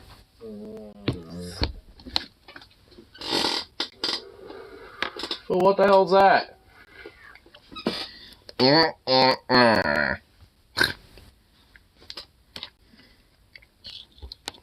Oh, fatty boy.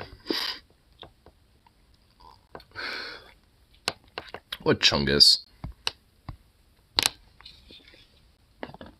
I can't wait for his newest harness to come in with the pouches and everything, because my first plan is to just put a bunch of, like, little sandbags, basically. Like, get some bags, put a bunch of, like, sand and dirt in it, like some heavy weights, zip them up, put them in the pouches, and run them. Make them work out. And make them do some workouts and shit. Because that'll definitely bulk them up and make them, you know, more stronger and, you know, bigger and stuff. He's kind of a little skinny boy. And just looking at him and his body structure, you could tell that he will, like, bulk the fuck up, you know, if I start working him out a little bit. Facebook delivers again. Who are any of these people? Shalasaska, Shinkawa, and who are you? I just tried to say your name out loud and my furniture started floating. Do you give him weed? No. I don't do any of that. I mean, I will admit he might have like a small contact eye every now and then when he's around me, but he doesn't, you know, he doesn't really have any interest in any of it. Like, I've literally have shown him, like, you know, like these fat nugs before. Like, I've shoved, like, this in his face before, and he would just be like, what the fuck? Like, he's not really into any of this, so... Luckily, he's not a dog that will get into my weed. Unless it's, like, an edible, you know, then he might get into that. Where's Mornax Venom? They've been assimilated. Yeah, they got assimilated. Yeah, the Borg are invading, and, yeah, it's only a matter of time, you know, before they eventually, you know, fucking take us all over, but, yeah.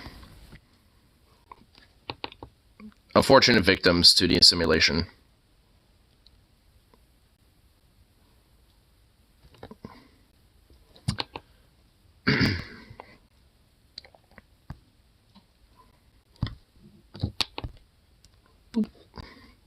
gonna see if I can get Venom some attention by sending him a meme. Sending him a meme. Sending forth the meme. Gotta send forth the memes. Oh yeah. Mean Delta 8 edibles I got in North Carolina a few months back. Nice. These edibles made nausea go away from earlier. Nice. That's good shit around there. Unlike the usual memes I send, I do want to discuss this because for artists this is a legit issue. I strongly feel that all social media is quickly becoming useless for our career stuff. Not sure what path forward for that is. Kind of regretting that the internet became 3-4 websites to sound collapsing. I find I'm way more engaged on Instagram at the moment, despite having an 8% larger follower base here.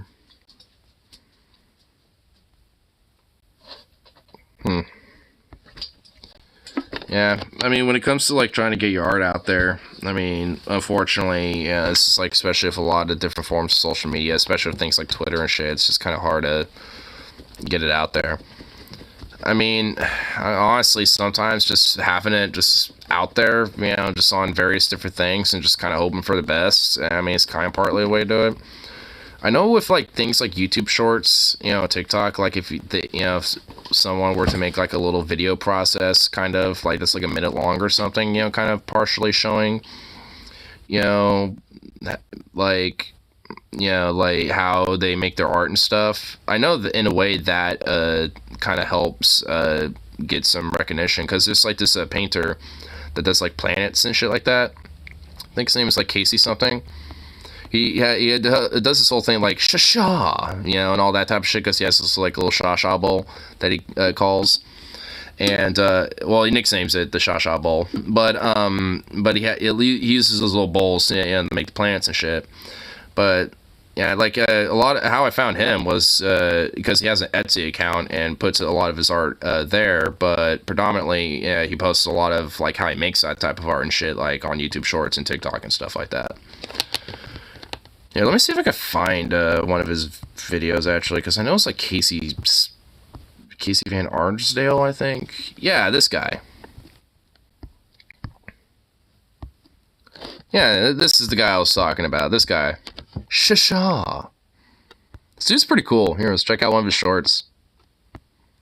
Just look at, I don't know, this one's kind of intriguing me. Another custom planet painting. Custom planet. Red and white. Yeah. Yeah. Couple up some newspaper. Yeah. Yeah.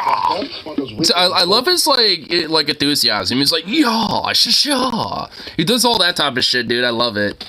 Texture on our planet, so we're gonna hold it down, and with my backs of my fingers, I'm just gonna swipe. Sha. Now let's add a black shadow, like this. Yeah. Yeah.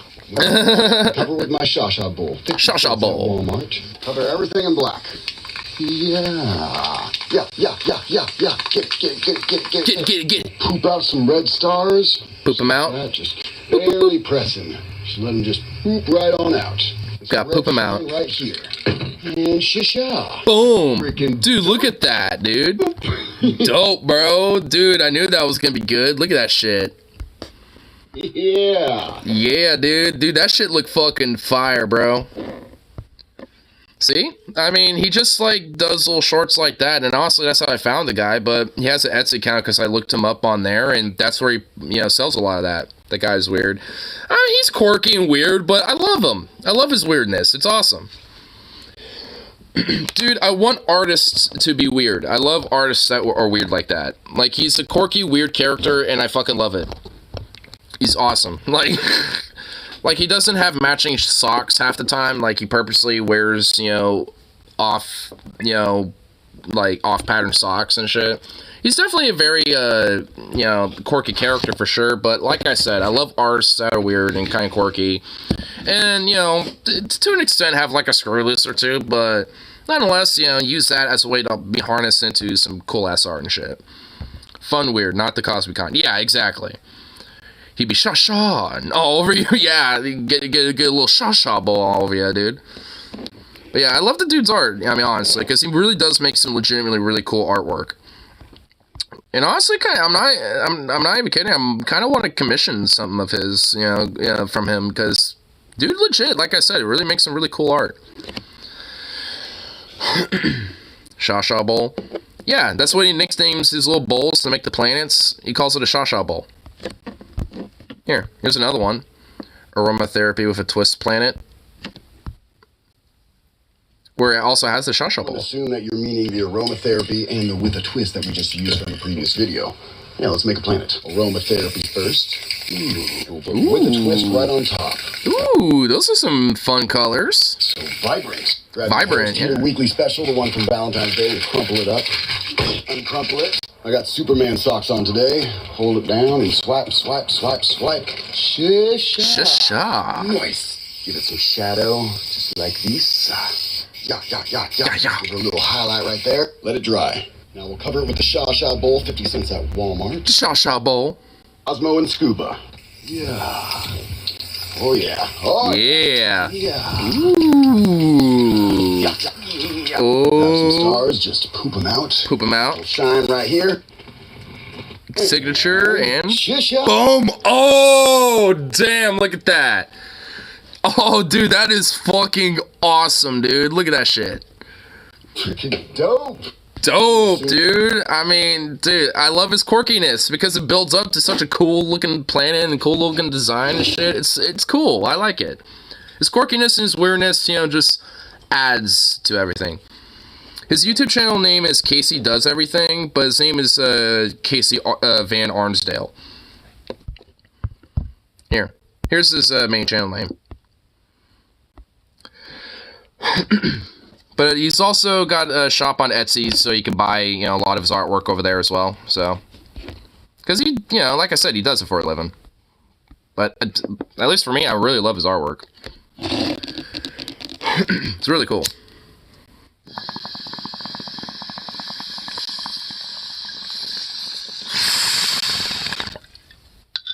Mentally ill the good way.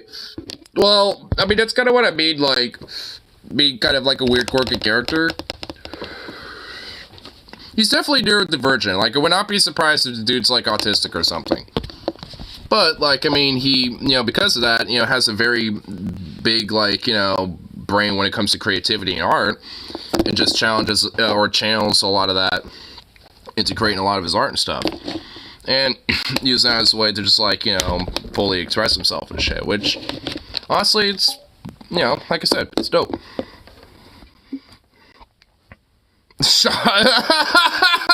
Shasha Bowl guy, he instantly appeared. The Shasha Bowl guy.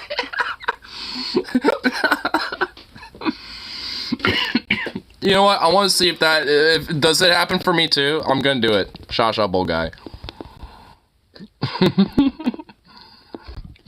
Shasha Bowl. Oh my god, it does! He does! Dude, he does immediately pop up. Oh my god, that's awesome.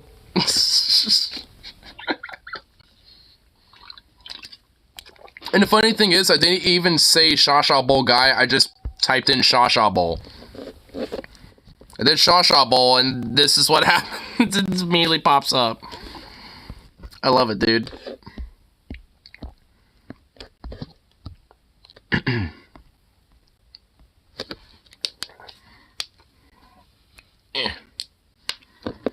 But yeah, I like that guy a lot. Really cool artist, honestly. And like I said, I really like artists that tend to be a little quirky and a little oddball sometimes. Because they tend to be the ones that make like the most interesting art in a lot of ways. And he does. I mean, it's very simple. I mean, honestly, like, any one of us could technically do what he's doing. I mean, it's just like all you would need is a bowl, some spray paint, and, and just some random paper that you can crumple up to kind of, add the effects, to the planet and shit like that. And maybe a couple stencils here and there, and you could pretty much do what he does. I mean, it's not exactly that difficult, but especially to really think about, like, this types of designs and the colors and everything. I mean, it does take some thought to it, but it's not really too hard. And once, doing it enough, I mean, you definitely easily get pretty proficient with it.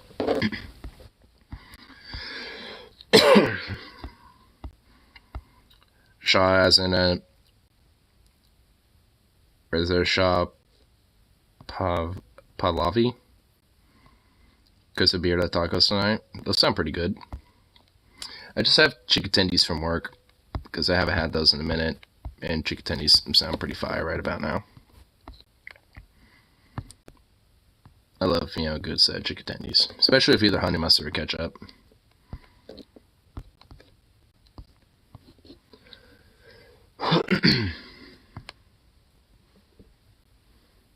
They're reheated. Gonna reheat them on a panini press. Nice. I'm thinking maybe I should use my air fryer to reheat my tenders. Ooh, that sounds like a good idea. Honestly, that is kind of a good idea. I think I might actually do that. I'm not gonna do that right now though, but I will do that in the future.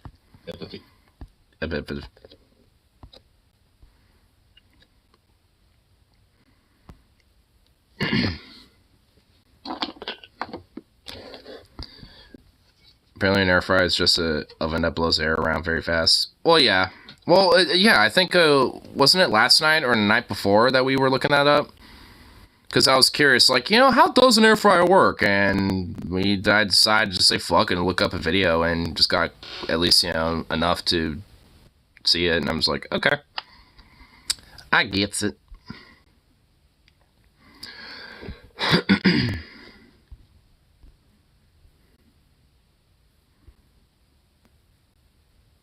Here.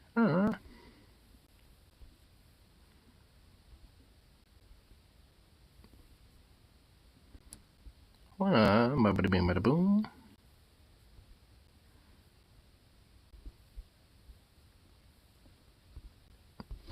Let's see here. Check out some dish stuff, yeah.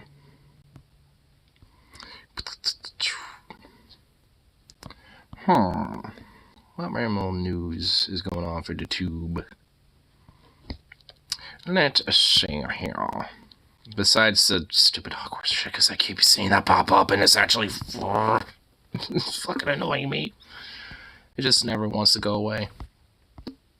Why can't it just go away? I wanted to see it, damn it.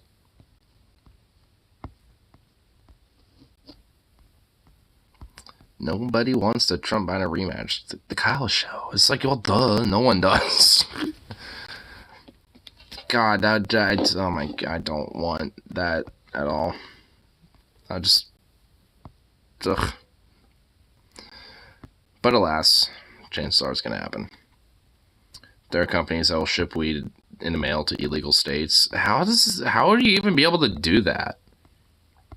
I'm assuming just like hide it in, some other object, I'm guessing. Have like a different object that you're putting it in, like coffee or something. See the onion nuggets. Some of it. Actually, here, let me find it on my history here. Yeah, I could probably see what news they perused in. Yeah, let's see. What's this?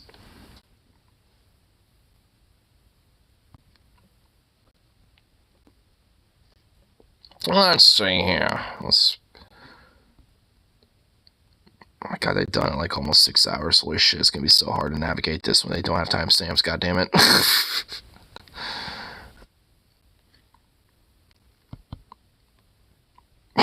What is that? What? Hold on, is this the start of this article, or is this...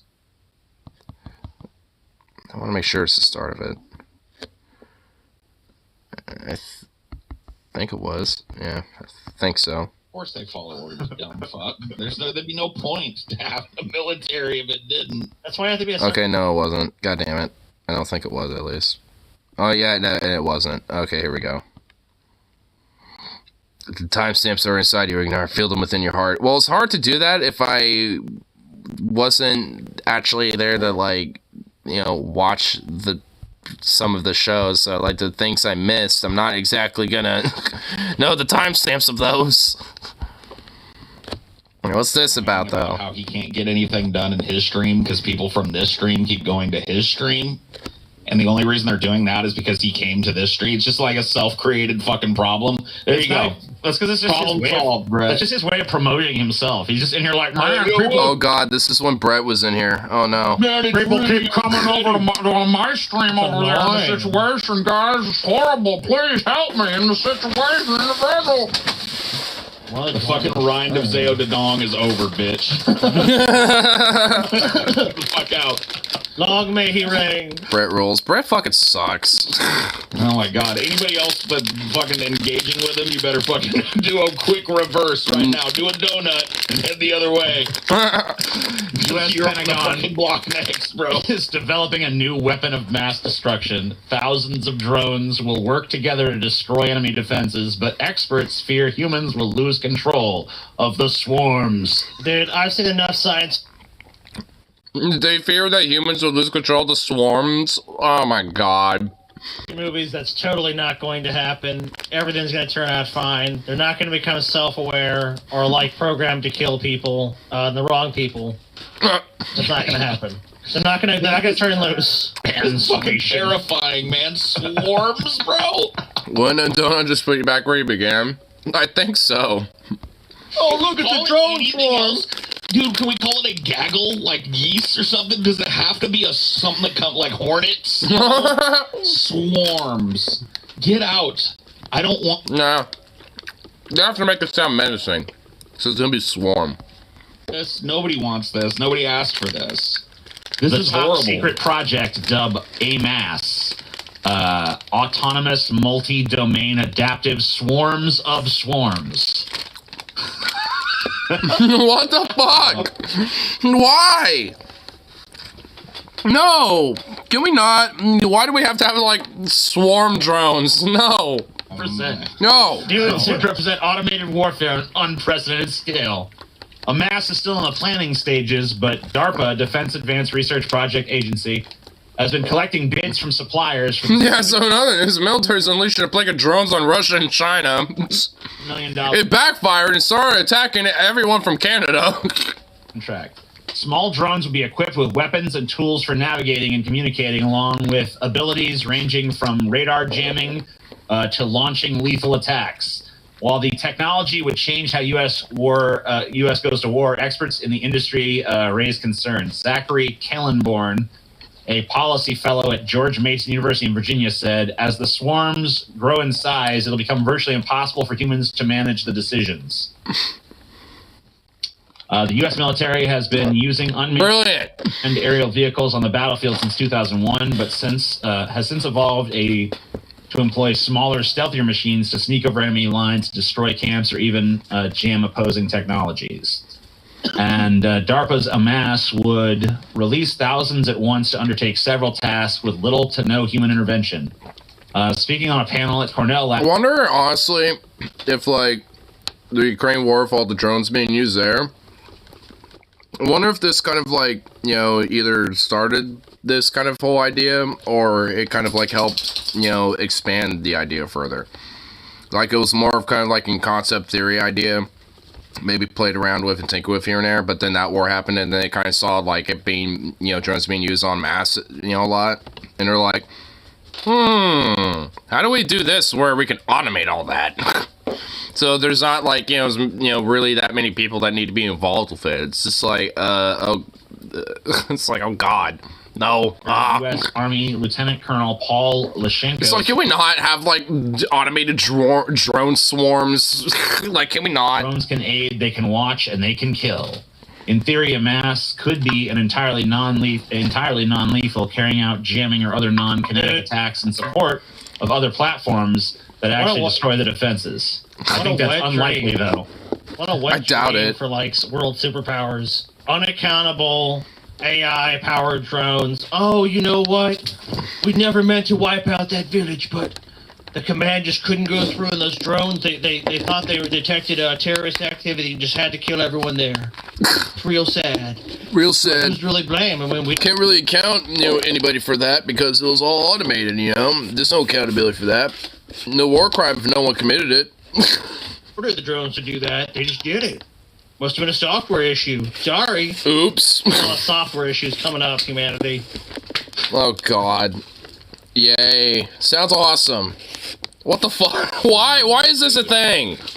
Yeah, I mean, Contaminate water and several villagers die of thirst. Yeah. Or they all died of poisoning because of the contaminated water because they were not aware that the water was contaminated. So there's also that. This going wrong, guys. This is yeah, nothing could go wrong with any of this, you know? Nothing at all. I used to think this was a bad idea because it allows a politician to push a button and destroy a town/city without military people being able to disagree or refuse to do something illegal. But now, after the disorderly Afghanistan pullout, I know that the military will blindly follow any orders. There's no difference between machines and military leaders. Isn't that the whole job of the fucking military is to just follow orders? Like, isn't it literally ingrained from, like, you know, every chain of, like, level chain of command to just follow the fucking orders of your superiors and shit? Like, huh? Like, no shit that, like, like, no shit the military is based off of that. The ability to say yes. I think this person is like misunderstands the military as an entity. There's really a lot of people on the right that have this problem where they think that the military is part of the power structure. Like, it's the enforcement part of the structure. It is. Of course they follow orders. What good would a military be if you were like, hey, we're being invaded, show up, scramble the jets, and they're like, nah. I have ethical qualms about this, so I'm not going to follow that order, sir. It's like, yeah, that's not exactly gonna happen. Scary. Like, what? I don't think so, man. We're just not ready to commit to that. Of course they follow orders, dumb fuck. There'd be no point to have a military if it didn't. That's why you have to be a certain kind of person to be in the military. I mean, I know this much. There are, like, certain rules in place when it comes to, like, you know, an order that can legitimately be considered, like, war crimes or human rights violations and shit, but even then, that's not enforced. If anything, it tends to be enforced in the other way, where it's just like, hey, you shut your fucking mouth about it, you know? So it's just like, more often than not. So, I mean, if anything, it's like that little, like, rule that the U.S. military has isn't even really enforced, outside of, you know, the antithesis of enforcing it. It's like, you know what, I'm really outspoken and don't like listening to others. It's like, the idea, by the way, that like a bunch of military dudes would be issued an order like, hey, you know this shithole Afghanistan? Yeah? You want to get out of that? It's like, yeah. All right, we're doing that. And and according to this guy, those people should have been like, no, we cannot withdraw from Afghanistan. That would be... We have a mission to accomplish, and we have not completed that mission. We will not leave. Wrong for some reason. And just be like, we're staying. Dude, imagine if there was like 4 or 5 different battalions that were just like, you know, in Kandahar in Afghanistan or some shit. Just like, no, we have a mission to accomplish and we're not leaving until it's done. And just like are still there for something. Oh my god, that would just be so like ridiculous. Oh my god. Without the support of the government, we're staying here to continue the fight. It's like, what? That's the standard for, like, that's where they should draw the line. Like, we must continue this occupation. If you're making a movie, I'm just imagining that. Oh my god. That takes place in an alternate fucking universe. Oh no, I'm just now realizing all the Hollywood movies that would just do like the weird patriotic, jingoistic, like, cocksucking, you know, to the fallen heroes that stayed behind to complete the mission, and then all this other bullshit, like the copycat lone survivor American sniper movies left and right that'd be made out of all that. Oh my god. Oh god. Oh no.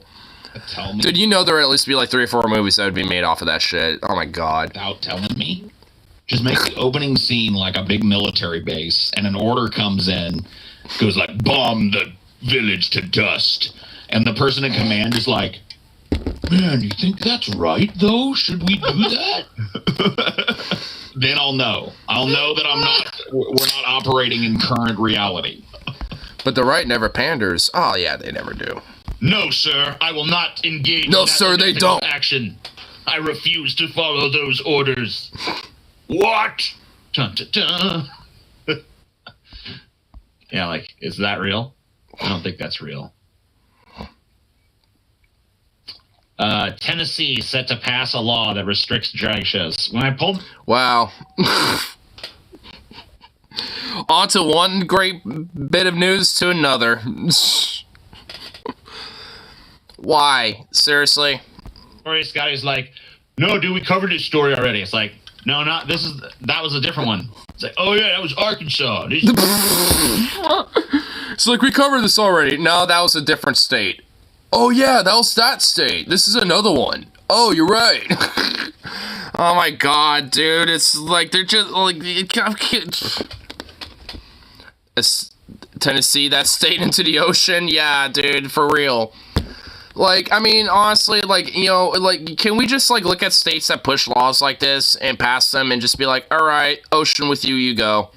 Just, like, literally, like, take the borders of the states, like, dig, like, 10 feet underneath, like, lift it up, and just, like, move it into the Atlantic and just dump it, you know, and just, like, let it float away into the Atlantic somewhere. I mean, it's just, like... Can we just do that? It's like, can we just do that with it? I feel like that would be a better outcome in use of land use and shit, you know? You know what I mean? Yeah, which flavor of the South? We could add like a new, you know, Great Lakes, you know, probably, you know, some crazy looking archipelagos and shit like that. I mean, you know, it's like, change the planet up a little bit, make it look a little different.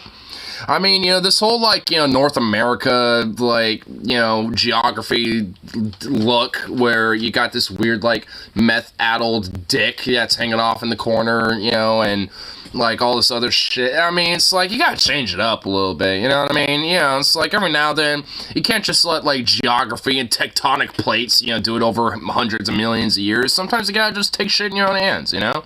You just gotta take, like, hundreds of square kilometers of land and just like, you know what? No, we're just literally gonna pick you up and just fucking move you somewhere else, because fuck you, that's why. Like, sometimes you just gotta do that, you know, and then just create, you know, some new lakes, some gigantic rivers, and shit like that. I hear Cuba is suing us for being indecent. Why? And it's the entire nation of Cuba is just suing America. Oh my god. Wow. I'm just gonna take that at face value and just bask in that. Wow, I love it.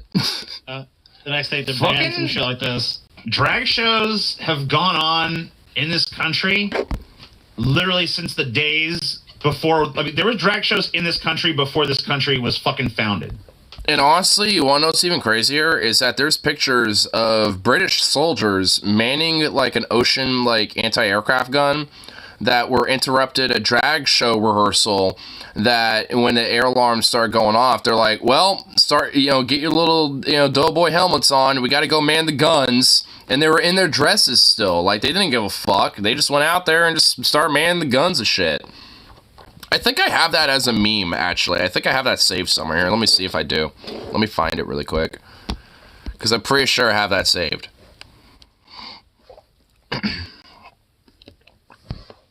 And it's like, because these things have been around for a long time. Like, drag shows have been around since, like, the medieval era. Like, I'm pretty sure, like, there were, like, Greek theater plays where, because it was, like, the rule was, like, only men could do it. Like, and they, you know, had to basically do it in drag and shit. You know, they had, like, you know, to, like, do female characters and all that. So it's just, like, it's, like, even there, it's like, what the fuck? Here, let's see. I know I probably have it somewhere. I just need to find it. Oh, I got a lot of downloads, goddammit.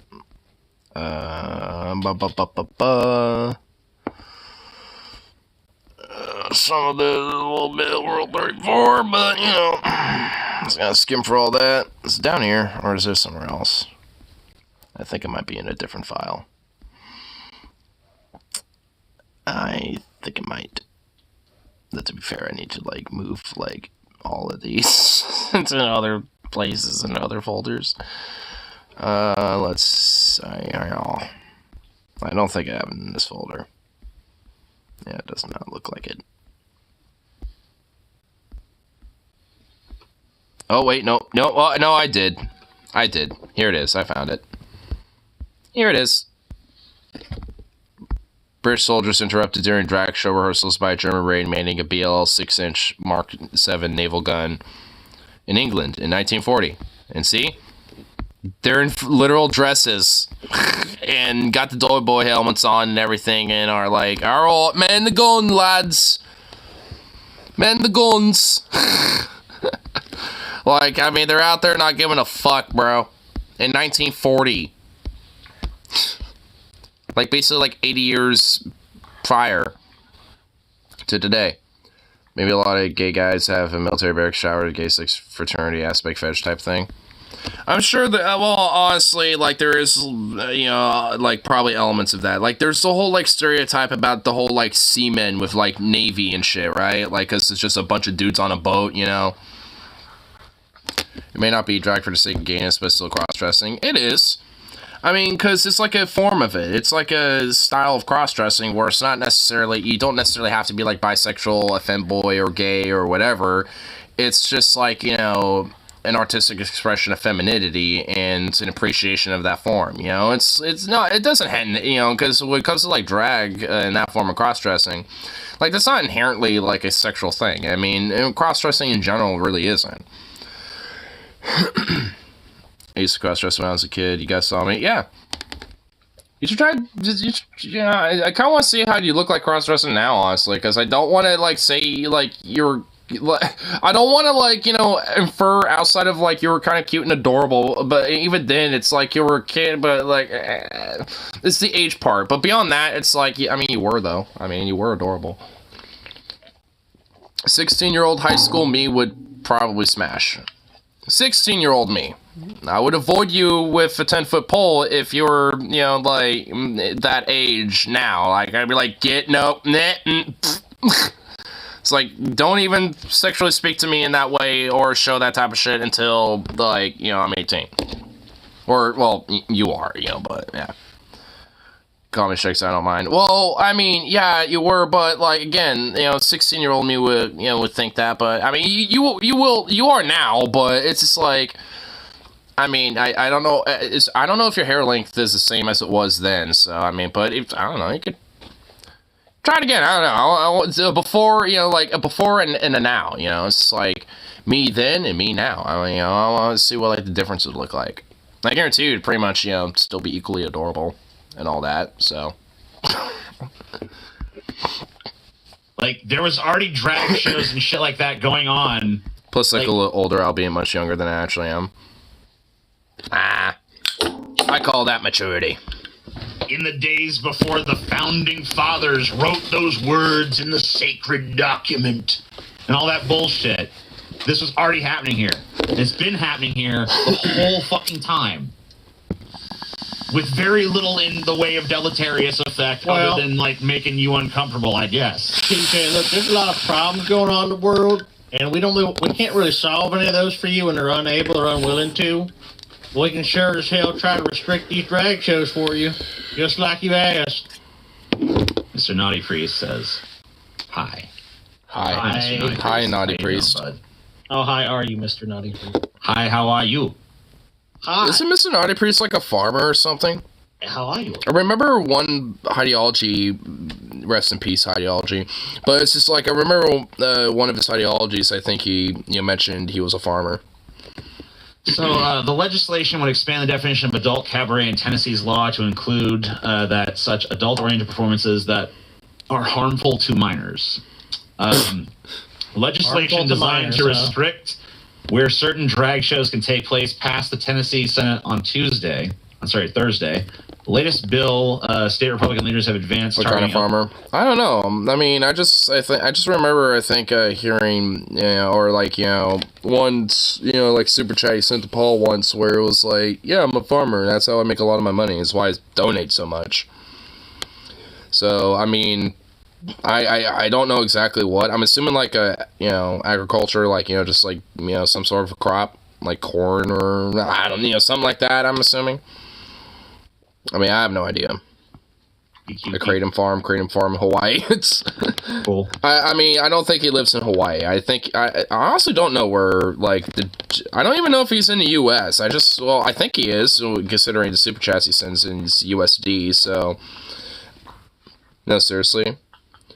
Wait, that's actually what Mr. Naughty Priest does. I remember seeing cross-dressing when I was little. It didn't make me gay, although I do. My brother trained on my mom's. There are a lot of kratom farms in Hawaii. They're small farms, so. Well, so what is Mr. Naughty Priest does he have to farm kratom? Because that'd be cool. I mean, drag performers are not even necessarily LGBTQ people. No. Like, you could be a drag performer and be a fucking straight white dude. Yep. I mean, do you think any of these people give a shit? I mean, this is just a scapegoat for what's going on in the world to them. It's like... I mean, it really is. Like, because, I mean, I've, known people who, like, because I've been to a FurCon where there's, like, some dudes who are straight, but, they've done cross-dressing before in drag shows and shit. And I know, people like I've, been acquainted with online and have talked back and forth, one-on-one with that are straight, but nonetheless do the same thing. And, at least, from my experience when asking, it's like, well, since you're straight and you do this, is it like an appreciation of like the female form or like femininity or what's about? And usually it's basically just like, yeah, I mean, I think everybody has like a feminine side, and it's just like a way for me to kind of like express my more feminine side of myself, while still being a straight guy, essentially. Whatever, because it's like, it's kind of like and in some cases, like kind of like an outlet almost. And, at least when it comes to like a form of expression, and that's always what it's kind of been about to some way, shape, or form. Basically, the rights. I mean, it's harmless. It's like cultural. I mean, sometimes it can be like, sexual in nature, but like, especially when it comes to like most drag shows that happen, they usually aren't. It's really not relevant. Like you said, it's been going on for hundreds of years. They don't really care about the history of it. It's just now... Frankly, thousands. Suddenly, all societal ills are like, people dressing up and dancing around is somehow... That's the problem. That must be it. That's gotta... Look, those people over there having fun. Stop them. Stop those people. They're smiling.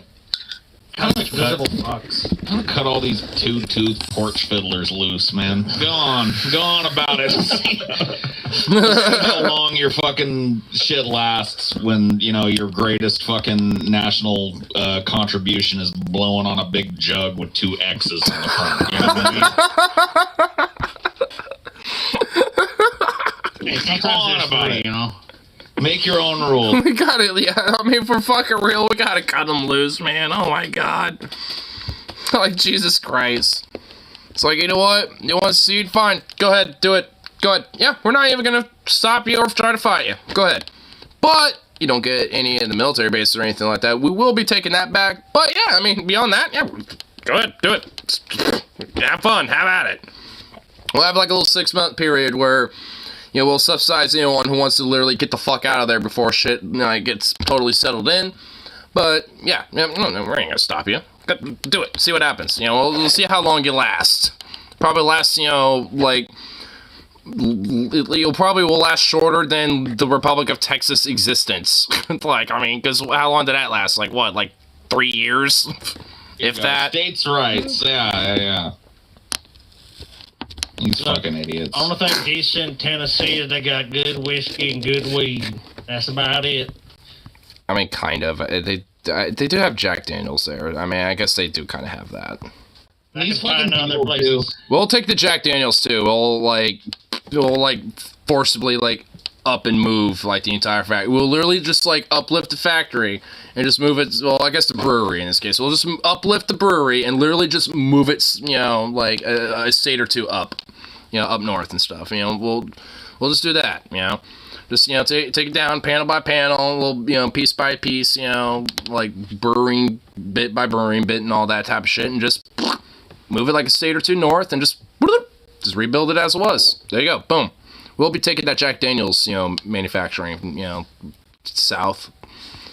What do you think you're gonna get all the cool shit and good stuff? Hypocritical too, because like the porn searches in these areas are always the most degenerate in the goddamn fucking universe. Oh, dude, they are. Massive sodomization. Oh, I want to see a guy get sodomized all day long. Oh. Trans incest.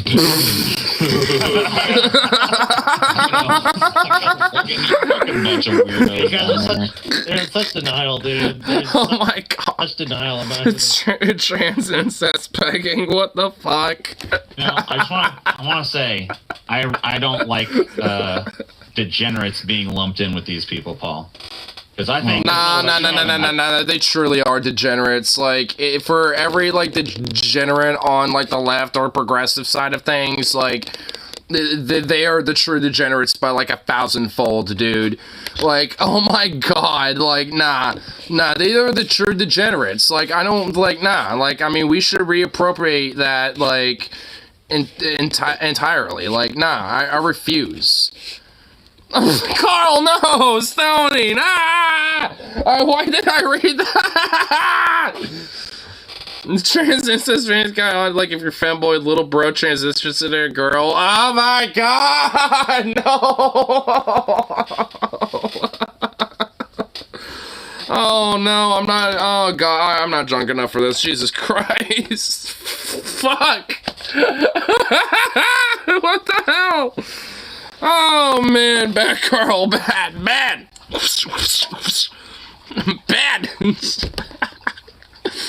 Oh my god. Well, that's a twist. Oh man, dude, what the fuck? Oh, Diaz fucking Mio, man. Oh, Jesus.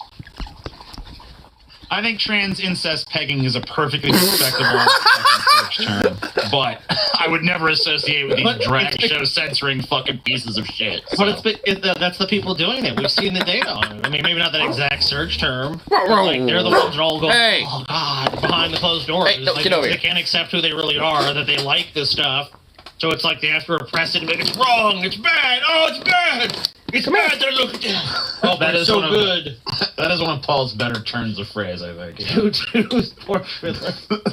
It's gotta go, man. I think that's generous, though, Paul. I usually have one tooth by that point, but hey, I'm you know. sick of their fiddle-dee-dee bullshit. Fiddle-dee-dee bullshit. Sick of this shit, man. I'm sick of it. You can't fucking... I don't know, man. I'm done with them. You can't reason with them. There's no reasoning with I them. lost my wife to a bishop in Blamir.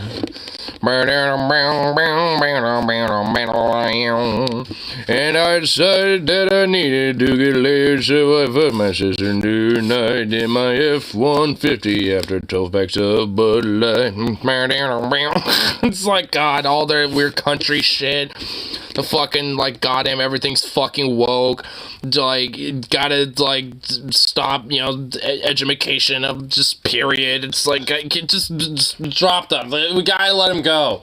They can just go. It's like, no, go away. Like, and leave everyone else that got some brain, you know, to not suffer anymore due to your insanities. Like, please, fuck. Like, what are you doing? You're a psycho dog. Crazy mutt. Meh. Fiddler, he just got Paul's comedic timing is genius. It totally is. I love Yeah, it. they're busy Let 'em drinking go. moonshine, man. They don't give a fuck. They're drunk. Miami preschool teacher paints kids in blackface for lesson. You should know. Oh my god! No, Florida! No! What? Oh my god! No! Yeah, we let Florida go too. Florida's gotta go, dude. You've had a good run, but come on, buddy. Last Friday, Courtney Politis was preparing for her daughter's first birthday party when another parent from her school sent her photos of at least 3 students from her daughter's class dressed in blackface. Politis is one of several parents upset that a preschool teacher at Studio Kids Little River location used blackface to teach a lesson about Black History Month. 2 parents... Why? What is wrong with people? Like, you could teach Black history without having to do... You don't have to do that, man. Why? What the fuck is wrong with people? Specifically white people in this case. What? Why? You don't have to do this. Like, it's called, like, I don't know, watching Roots. A book. Like, some YouTube videos or something. Like, literally anything else. That teacher is trolling. Nah, I don't know. I feel like this is one of those teachers that thought they had good intentions, but really fucked up. Like, it's one of those situations. No way. Old photos of 3 toddlers with what appears to be Harvey Weinstein explaining sexual harassment. I feel like that might be a little bit more accurate. I feel like that's a more proper analogy. covering their faces. Dude, I gotta see the pictures, man. Where are them pictures at? I don't know. I I in the article. What? You didn't show toddlers? They put toddlers in blackface, man. Like, who thought this? Did this person just want to get fired? Was that their plan? Like, I've had enough of working at this daycare. How can I get fired? Oh, I know. I'll put kids in blackface. That'll do it. I mean, it will. Let's post the image here. Is there really? How do you think this is a good idea? How do you come to this conclusion? Like, where in your thought process is there, like, and the best way to teach kids about Black History Month is to put these white kids in blackface. That's going to teach them more about it. Like, how is that going to teach them anything more about it? I'm looking. The only one I can find blurs the kids' faces, which kind of like. Oh, because they're minors. Well, they're minors. That's why. Yeah. Yeah, you know, like I think there ought to be a rule. If there's a blackface thing involving kids, they should be able to post their faces. I mean, they're still minors, though. I mean, there's like the whole privacy and like and anonymity thing. Like, I mean, I guess in a way it does obscure their face, I suppose, but I mean, not really. Gotta see this shit. Yeah, we can't show. Yeah, that's true. There's probably YouTube rules against it and shit as well. So yeah, there probably In my is. attempt to find that, I found this as well. School apologizes after children perform Black History Month poem in blackface masks. Why? What? Why is this a reoccurring thing? Why is this a phenomenon? Oh my God! What? No! Why? Oh my God! What the fuck, man? What? After children perform Black History Month poem in blackface masks. Oh man. Oh my! You know, like I'm not like a super sensitive person, but like I know like a good idea from a bad one. And this is just like a really bad idea. Let's have these kids put on black masks and parade around the stage reading their. Oh no! No, you gotta be kidding me! Oh my God! Oh my fucking God! Oh no! That is no! Why no? Nightmare Fuel. No! This is not some like menstrual thing. What the fuck? Oh my God! No! What is wrong? No! The teachers are definitely trolling. No! I did like like, not every random, like, absurd, crazy thing like this is just trolling, alright? Like, this is not trolling. There was, like, premeditated, like, long, in-depth, like, yes, this is definitely a good idea. Just, this is not trolling. What, man? With the watermelon smile and everything? Oh, my God. 2019 or whatever the fuck they did this shit. I mean, the only thing they can do, but then to make this worse is to make him a little body and a hand like holding a watermelon. It's like, this is what they've even got, like, they've got black kids doing this too. Poor black kids. Well, yeah, dude, I know, I actually see one of them up there. Like, why, dude, why you do this? What the fuck? Why is this a thing? Do it. It's already black. You should. Okay, I don't know, man. Oh my God. Kids Black History. Bad idea. Here you go. Oh my God. I think Fucking what, bro? I would amend that further. Just teaching people as real, as factual history as possible, and as unbiased as possible. Unbiased. Teacher had this class read Diary of Anne Frank while dressed as Nazis doesn't understand why he's fired. You were dealing with the wrong species, bro. I said as possible, not. How much is possible? I just wonder about that. I don't know. Dude, a minstrel show. Oh no, a minstrel show. Oh my God, no. Why? What the fuck? Man, I hate this fucking reality, dude. Oh my God, I hate it. It's so horrible. You think horrible. Why? It sucks for you, Paul. You know what it really sucks for is poor Roseanne over here. You know, I've always thought. Oh God. It was a witch burning. Roseanne may forgive Hollywood, but she'll never forget. Oh my fucking god! I don't even know or want to give a fuck. Oh god.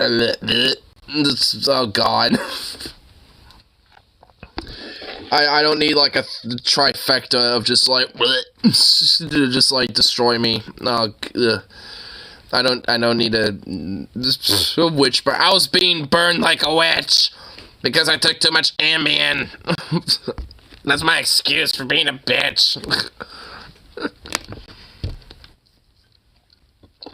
The way she says she forgives is like, I forgive you, you piece of shit.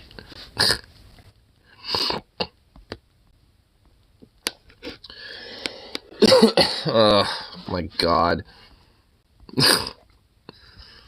Man, this reality sucks. I mean, it's like great, but it also just sucks. My god. Cause just what the hell? What the fuck?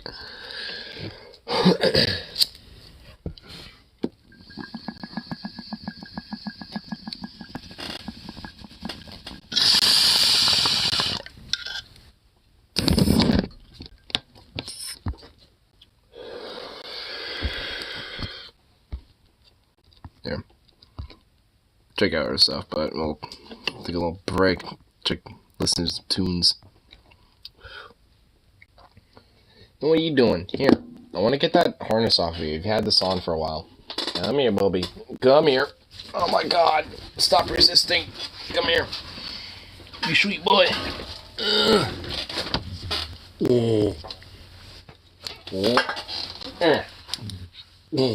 What's up, Bobby? What's up, silly boy? Me. There you go. Sweet little chungus. There you go. There you go. Sweet little fluff. What? One little treat. One little treat. Gotta come up here for it. There you go. Oh. Paw? Oh my god. Oh, you dropped it. Paw? There you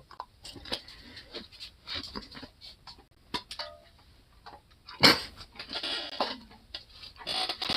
Goofy little dog.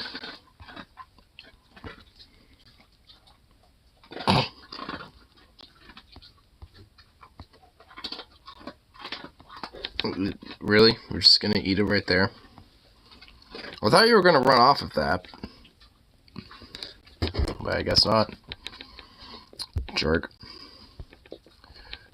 I have to be loud and make crunchy noises. Goofy boy. Just a sweet little boy, aren't you?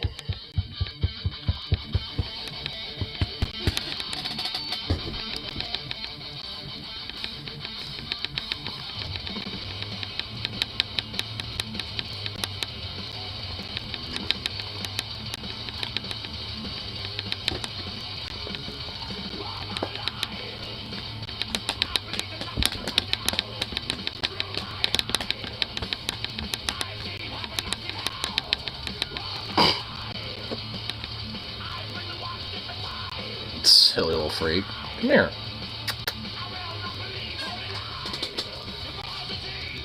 Okay. Fine, sit in the chair then. Sit. Sit in your chair. There you go. Good boy.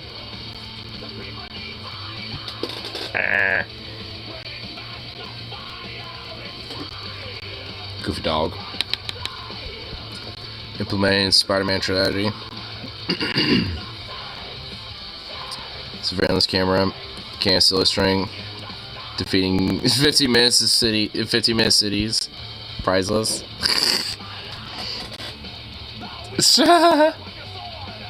50-minute cities or surveillance camera.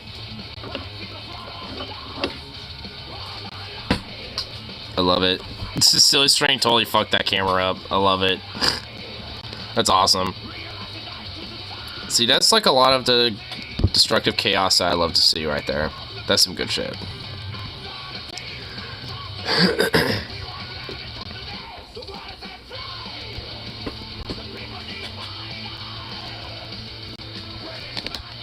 I mean, like, some say it might just be, like, anarchic, like, just, like, vandalism, but it's like, hey, it's not like you can't get washed off, but, hey, sometimes you just, fuck up, security camera every now and then, just to make sure that, some other more scrupulous things, can be getting away with, because, hey, it's okay for that to, happen. I mean, it's like if you want to spray paint something and you notice that camera there, I mean, obviously you don't want it, tracking you or nothing, so string that bitch.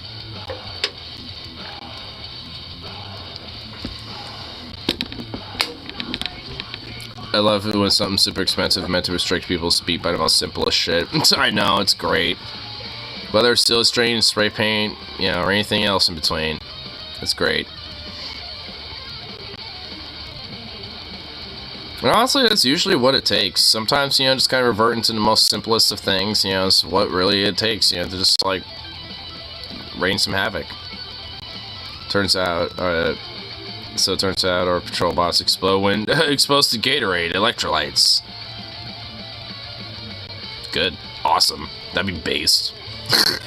It's like they're different, like, police spots and shit that are out there, literally just, like, get drowned and doused in Gatorade and just, like, start short-circuiting and just, like, collapse and break down. That'd be fucking awesome. Just all because there's all the electrolytes inside. So that just basically means any, like, liquid that has electrolytes in it, just get a bunch of that. Make, like, an electrolyte liquid cocktail. Electrolyte water, Gatorade, and energy drinks that have electrolytes in it. Then you get it, like, really sticky, too, because of all, like, the different, like, sweet drinks and stuff, too. Because then all the components get really sticky, so they can't even really repair it, either.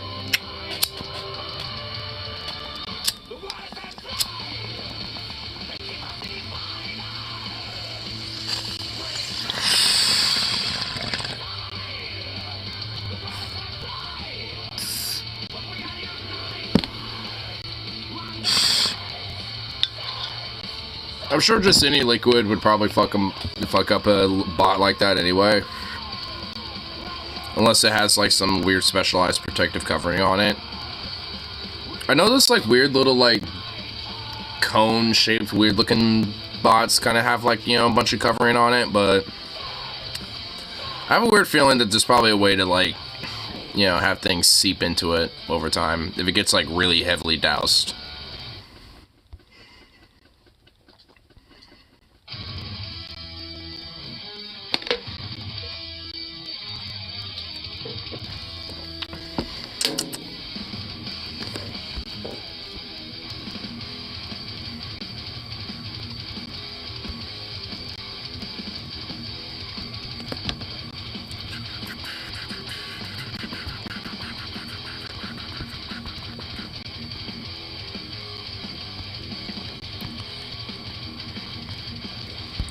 I'll peruse Reddit. What other little memes are going on there? Let's see here.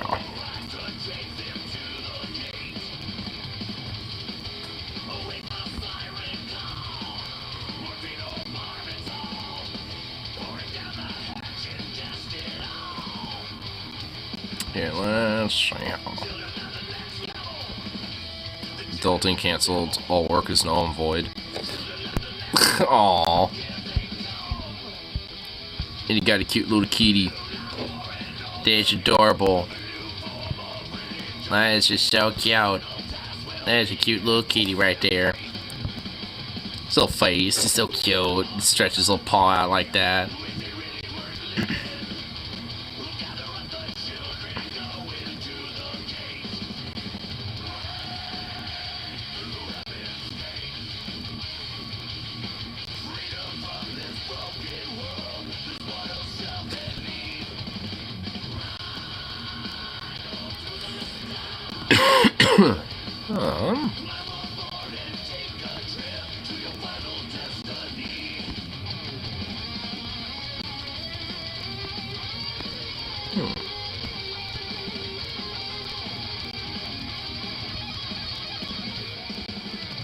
child was left there for 5 days before mom went to pick him up. Father in China abandons a 5-year-old son in a kindergarten following a negative paternity test.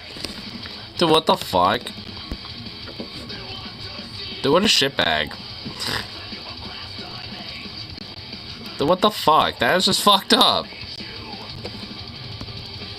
What a piece of shit.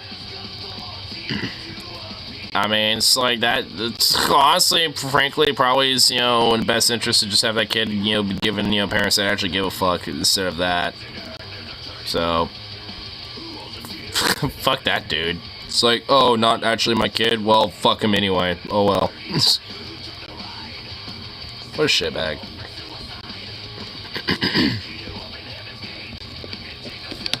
Yeah. There we go.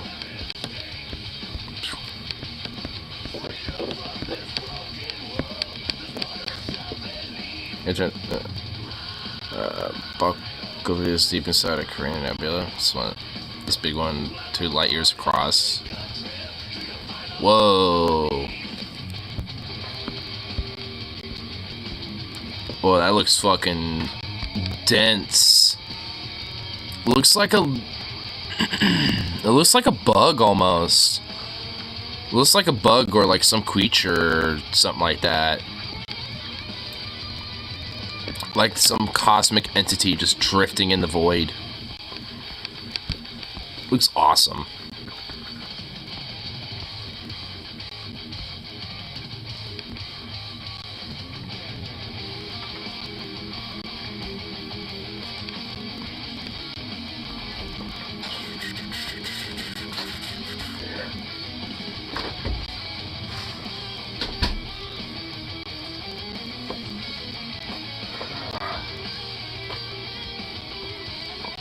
I guess Kyle was on Joe Rogan. His recent appearance at JRA, Kyle showed us that he's no dick writer for Joe, particularly at the end. Kyle brings up Joe's support for DeSantis.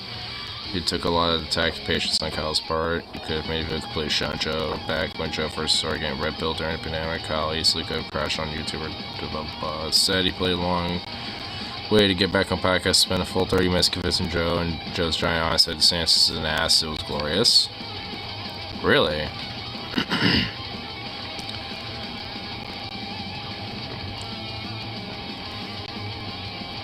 So, I guess Kyle was on JRE, and, like, actually, like, I might honestly listen to that, if that's the case. Might be, like, one of the rare few JREs I actually listen to in totality.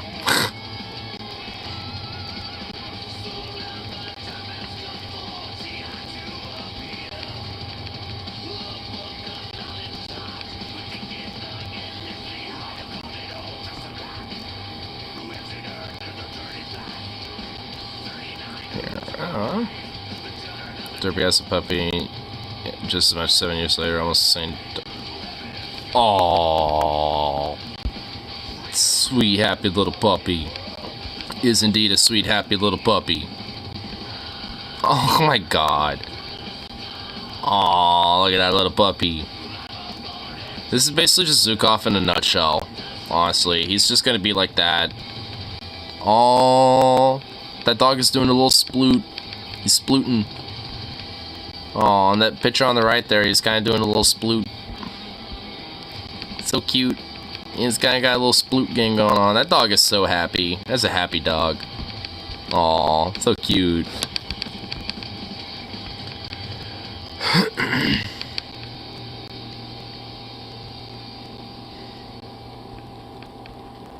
Absolute unit of a Coke bottle. Oh my fucking god. Bro, do you love Coke? Like, damn, dude. Jesus, that is an insane amount of Coca-Cola. What the fuck? Why would someone need that much? Jesus. Honestly, I would just, like, mix out Jack and Coke, like 50-50 it. You know, and it's just because honestly, like, god damn, dude, that's ridiculous. Like, I would do that with, like, a Jack and Coke or something, and have that as, like, the party mixer or something, you know what I mean?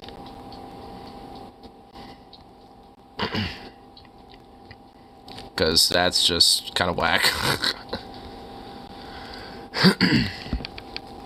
I suppose the same thing can be done with just Coke and then have like just a bunch of Jack bottles, you know, dumped into like, you know, some other similar thing. But still, a little over the top.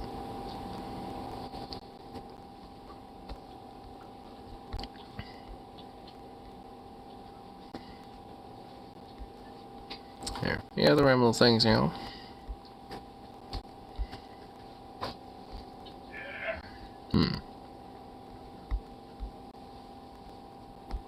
Whoa, what's this? It's crazy ass looking clouds. Whoa. Look at these crazy looking clouds. Damn. Damn. This is some funky ass looking clouds. I could just sleep on that shit. Long exposure of the Falcon 9 launching Ispazat's Amazonas Nexus. Whoa. The hum? The hum of the what? Wait, oops. Shit. Kind of fucked it up. Goddammit. Where'd it go? Oh, there it is. Whoa. Damn. Okay, that is a really cool shot. Especially as it gets kind of like down there a little bit. That's legit. That's really cool. I like that. I like that, Holmes. That's lit. I always like really cool, like, sciencey pictures like that. I mean, I guess it's not necessarily like a sciencey thing, but nonetheless, it's still like a... Well, I mean, it is, I guess, but it's just a photography picture. Artsy photo, but still sciencey. But that doesn't really too much on ready for memes, you know.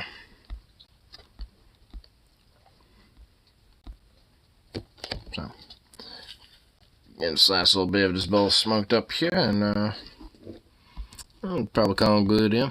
Eat some of my tendies and kind of catch up with the rest of onion nuggets and all that stuff, because I kind of missed out on some of it.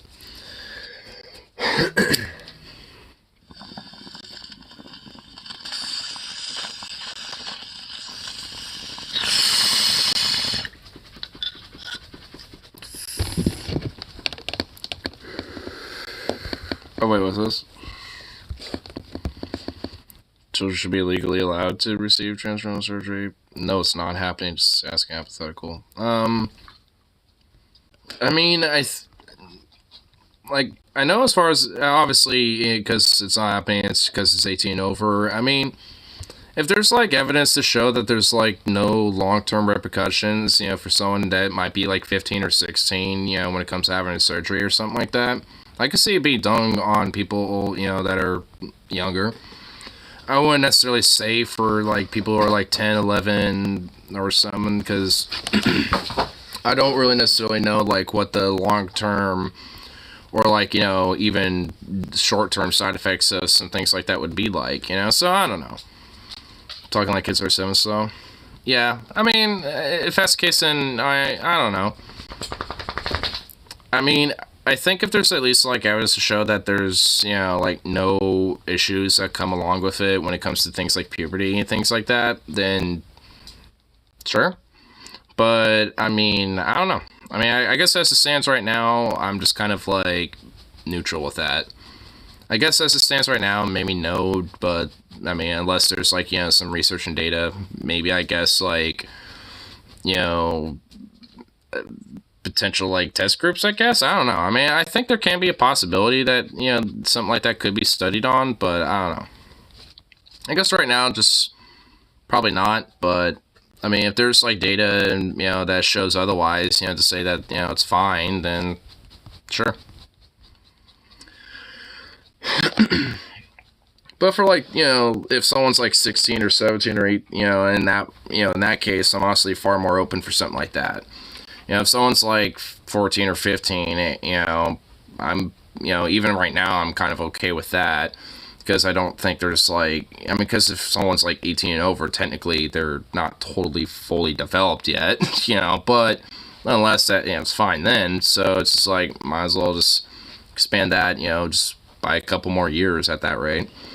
But once you start hitting like, you know, 13, 12, 11, 10, you know, and younger, then I don't know.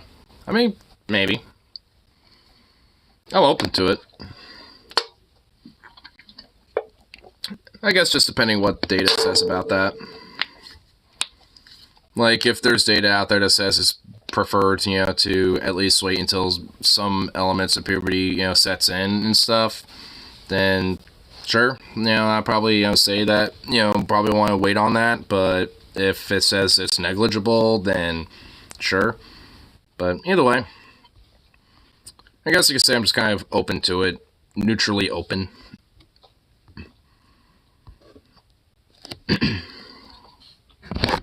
You know what, honestly, I'm just gonna grind up some more weed and just load one more bolt.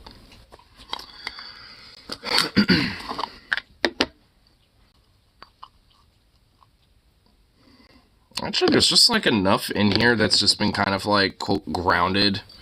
It's like in there. Well, they all fell down to the bottom, but there's just like enough that's actually just, well, I mean, hold on, I can actually show. Got me soy ramen noodles, a huge bag, packs of it. Nice.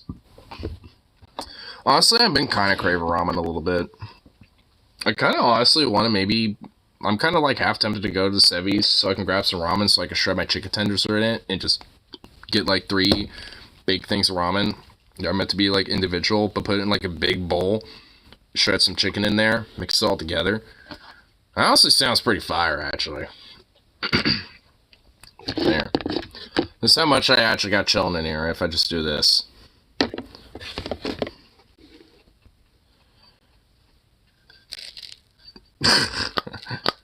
It's like raining.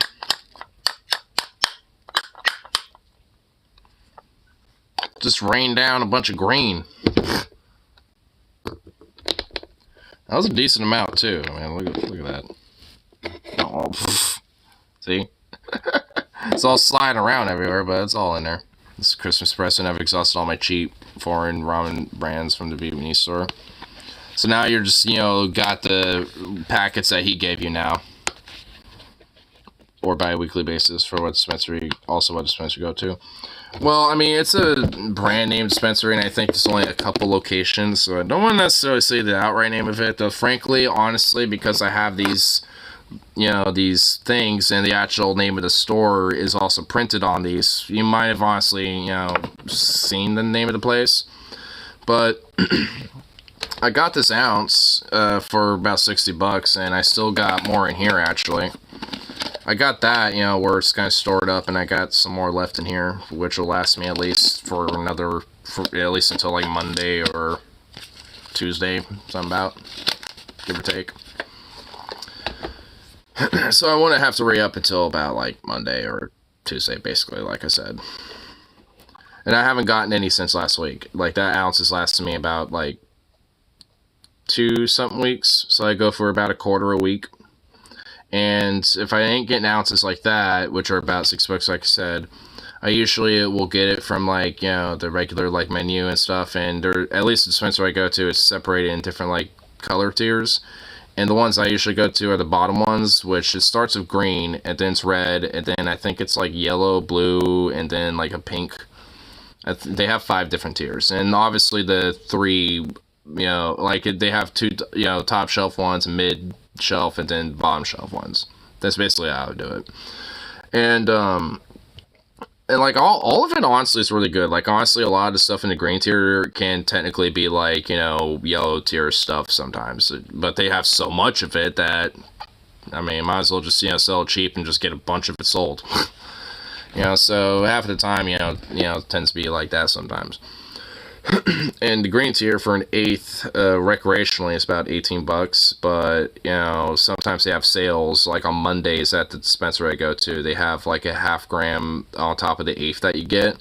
So if you specifically go for eighths, you know, then you can actually get 4 grams. So if you're getting like let's say 3/8, that's going to be 12 grams instead of like 10.5. So yeah, actually, it's honestly there's a lot of different little deals, that dispensary, that I go to and shit. So I usually try to go in on those days, when they tend to have sales. Like sometimes they'll have like a 10% off on anything from like the red tier and above and shit like that. So every now and then I'll do that, and sometimes they'll have, other sales and shit that they'll have like different specials and shit like that. I also tend to look for the prepackaged stuff, like, the sounds, that was prepackaged. I'll look out for stuff like that because that tends to be a lot more cheaper in comparison to the usual stuff I get. Because if I could spend about, I don't know, between like 36 to 70, about, on a week to bi-weekly basis. But again, it just depends on if I go there when they got sales going on, or if they got prepackaged ounces and stuff. Is stuff that gets stale, or stuff they can't get rid of? Not really. It tends to be like a lot of stuff they tend to sell on the regular, counter, but it's like the last little bit of the bag, basically, that they get shipped into them. So what they do is basically they take like the last like 3 or 4 ounces that might have, left in the bag, and just make those pre-packages. So it's not like it's stale. I mean, it's just as fresh as the stuff that's in the jars that you can, buy like a gram of or whatever. It's just like they get other shipments of different stuff, so it's like the leftovers, from the last shipment they got. So I mean, I guess in a way it could be stale from that sense, but it's not really stale. I mean, it's all sealed up, like the only time it gets exposed is, the transferring into the packages or the containers and stuff like that. Literally like 4 or 5 years old. Jesus. I mean, here, let me see when this was specifically harvested. Sometimes these packages will say, it's Blue Magoo, THC's 1997 THC, 19.97, by Oregon Roots Farms. It was harvested on September 27th, 2022, and it was tested on January 4th, 2023. So this is actually very fresh weed.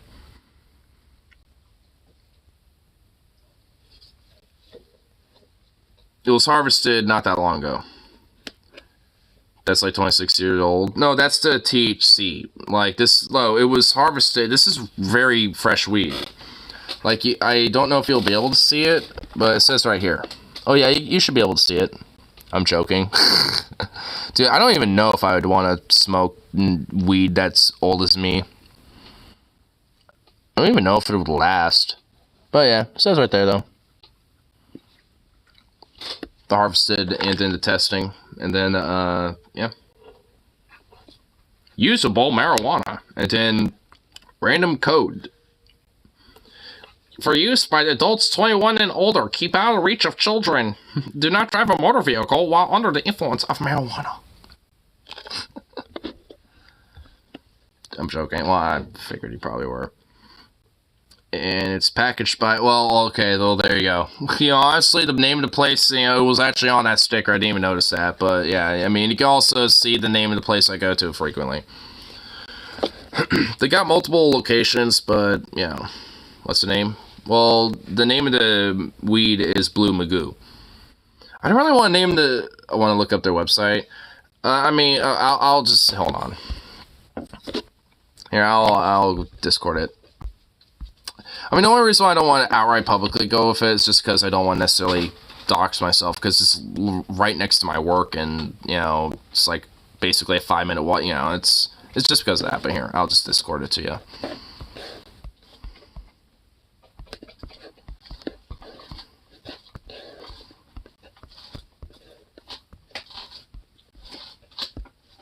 I recently got back into weed a few weeks back. I honestly read that initially as I recently got back into weed a few weeds back. I initially read that as, weeds first. I know it's weeks, but it's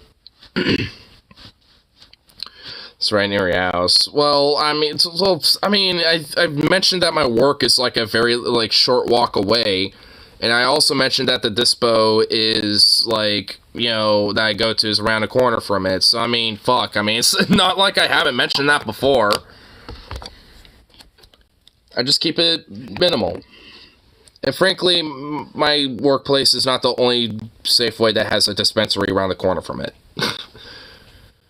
Their stuff look good. It is good.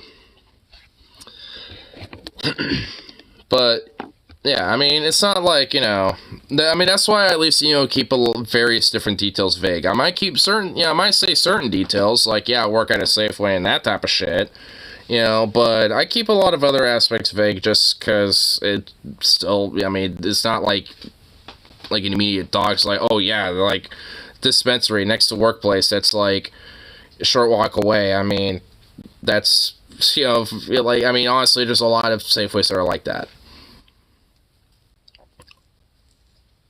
Our state might still keep it illegal. Yeah, South Carolina is one of the last states to legalize it. Gonna be one of them? Nah, I feel like it's gonna be like Arkansas or Mississippi or Idaho or some shit like that. Like, Idaho doesn't even have medical yet. Like, I mean, I don't know. Like, I see South Carolina at least, you know, eventually at some point getting recreational. Neither do we. Oh my god. Well, they seem to be at least South Carolina seems like they're more lax about it, but Idaho ain't. Idaho will keep them illegal like longer than you know, South Carolina. And synthetics like Delta 8 and Delta 10. Yeah, like you can get those at like, you know, mini marts and gas stations and shit like that around here and stuff. But as for like straight up THC and anything related to that, you know, you gotta go to dispensary. So that's a 9 THC, real stuff, not even medical. Lame. That shit definitely sucks.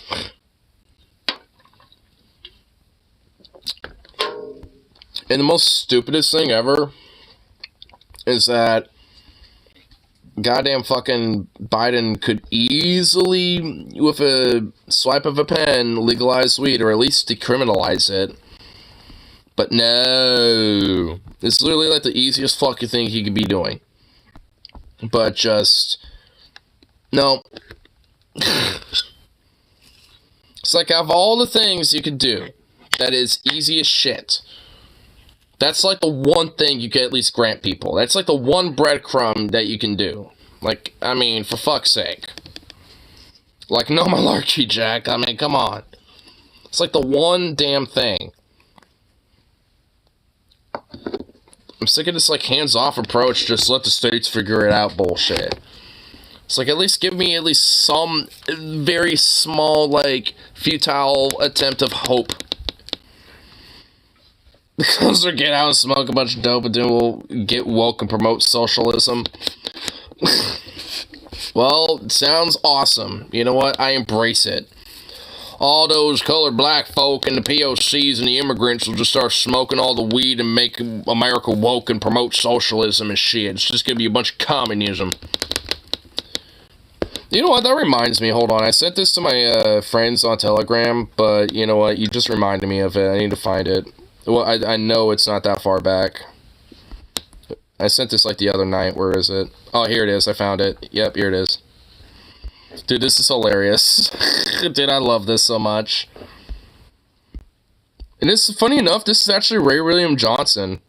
I need your reaction to this. Any attempt to restrict drinking and driving here is viewed by some as downright undemocratic. It's kind of getting communist where a fella can't put in a hard day's work, put in 11, 12 hours a day, and then get in your truck and at least drink 1 or 2 beers. They're making it laws where you can't drink when you want to. You have to wear a seatbelt when you're driving. Pretty soon we're going to be communist country. Pretty soon we're going to be a communist country while you have your baby in the front side passenger seat and you're talking about how you have to wear seatbelts and you can't drink and drive, you psycho bitch. Yeah, maybe we should instill some communism. Background really drives home the point, doesn't it? But hey, Boomhauer here is kind of right. First they make you wear a seatbelt, then communism. Communism. You can't drink and drive? Communism. My cat being too fat to fit inside the pet door? Also communism. But here's what's crazy. You want to know what happened to all these people in the video? I have no idea, but that baby actually grew up to be art. I need your reaction. I mean, it's... I think he meant to say R as something. R. Kelly, I have literally no fucking idea. But either way, it's like, I find it funny. It was just like, oh my god, try to make us wear seatbelts. It's communism. Oh my god, it won't let us drink and drive. It's communism. They're trying to have us take vaccines. It's communism. It's like, everything is communism in these motherfuckers. Same shit, different day, dude. I mean, like, so I can't put it on. It's hard day's work, and I can't even go home. You know, I have to go home first. You know, to drink. Nah, I need to have at least 1 or 2 beers to at least get a little loosened up before I start. You know, bet my wife because she hasn't made my goddamn dinner yet. Like, I need to at least have like 3 or 4. You know, just to calm down from that bullshit. So it's like I need to at least have 6 beers once I actually finally get settled in. So I need to at least have 2 before I get home. It's like, come on now. It's like, good lord, dude.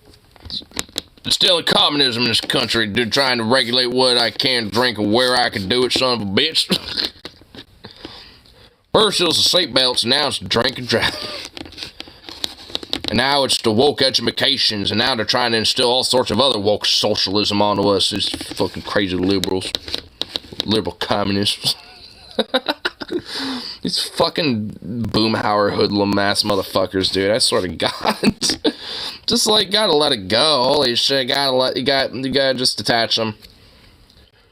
Just like an umbilical cord, just snip it, just gotta snip that shit. Come on. Honestly, I would never think that, like, Ray William Johnson would actually, like, kind of appeal to me. Like, because funny enough, like, one of the few, like, channels I actually was kind of into when I first was kind of getting into YouTube was RWJ for a while. And it's kind of funny how he's popping in my shorts again, and I'm just like, damn, he's still actually kind of making somewhat partially amusing content. Because I saw that, and I honestly was like, damn. I thought that was honestly straight up fucking hilarious. Just like, oh my god. The regulations are communism. It's just basically just the root of it. And I just love how it's just literally the same shit, different day. God, I love it. I smoked dope and put Bad Dragon dildos in there. Yeah, because why? Communism. That's why. Trying to, you know, instill this weird gay agenda because these damn little communists are trying to regulate everything. And it's just not the America I, you know, once grew up with. My papa used to grow up in America where you could drink and drive and not have to wear a damn seatbelt, but the communists took over on that one back in his day, and now they're taking over with this bullshit. What America come to? These fucking boomhauer, weird, chuckle fuck chud Bud Light drinking motherfuckers. Oh my god. Ay.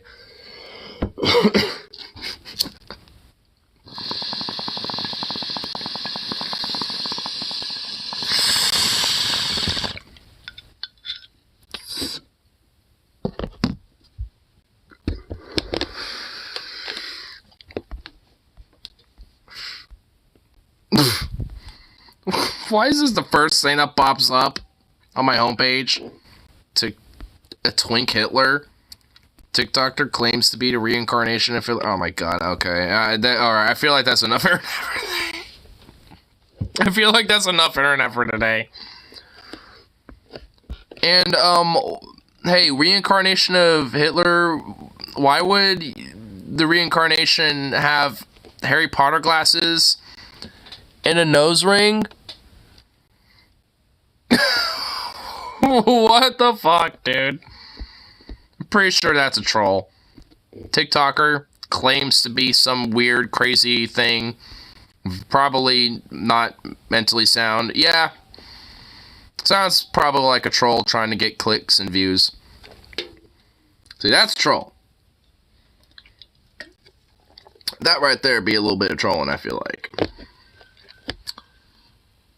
Do I want to bite the bait? Nah, I'm not going to bite the bait. I kind of want to, but I'm not. Maybe tomorrow.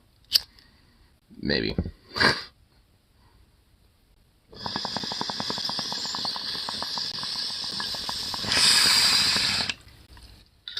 But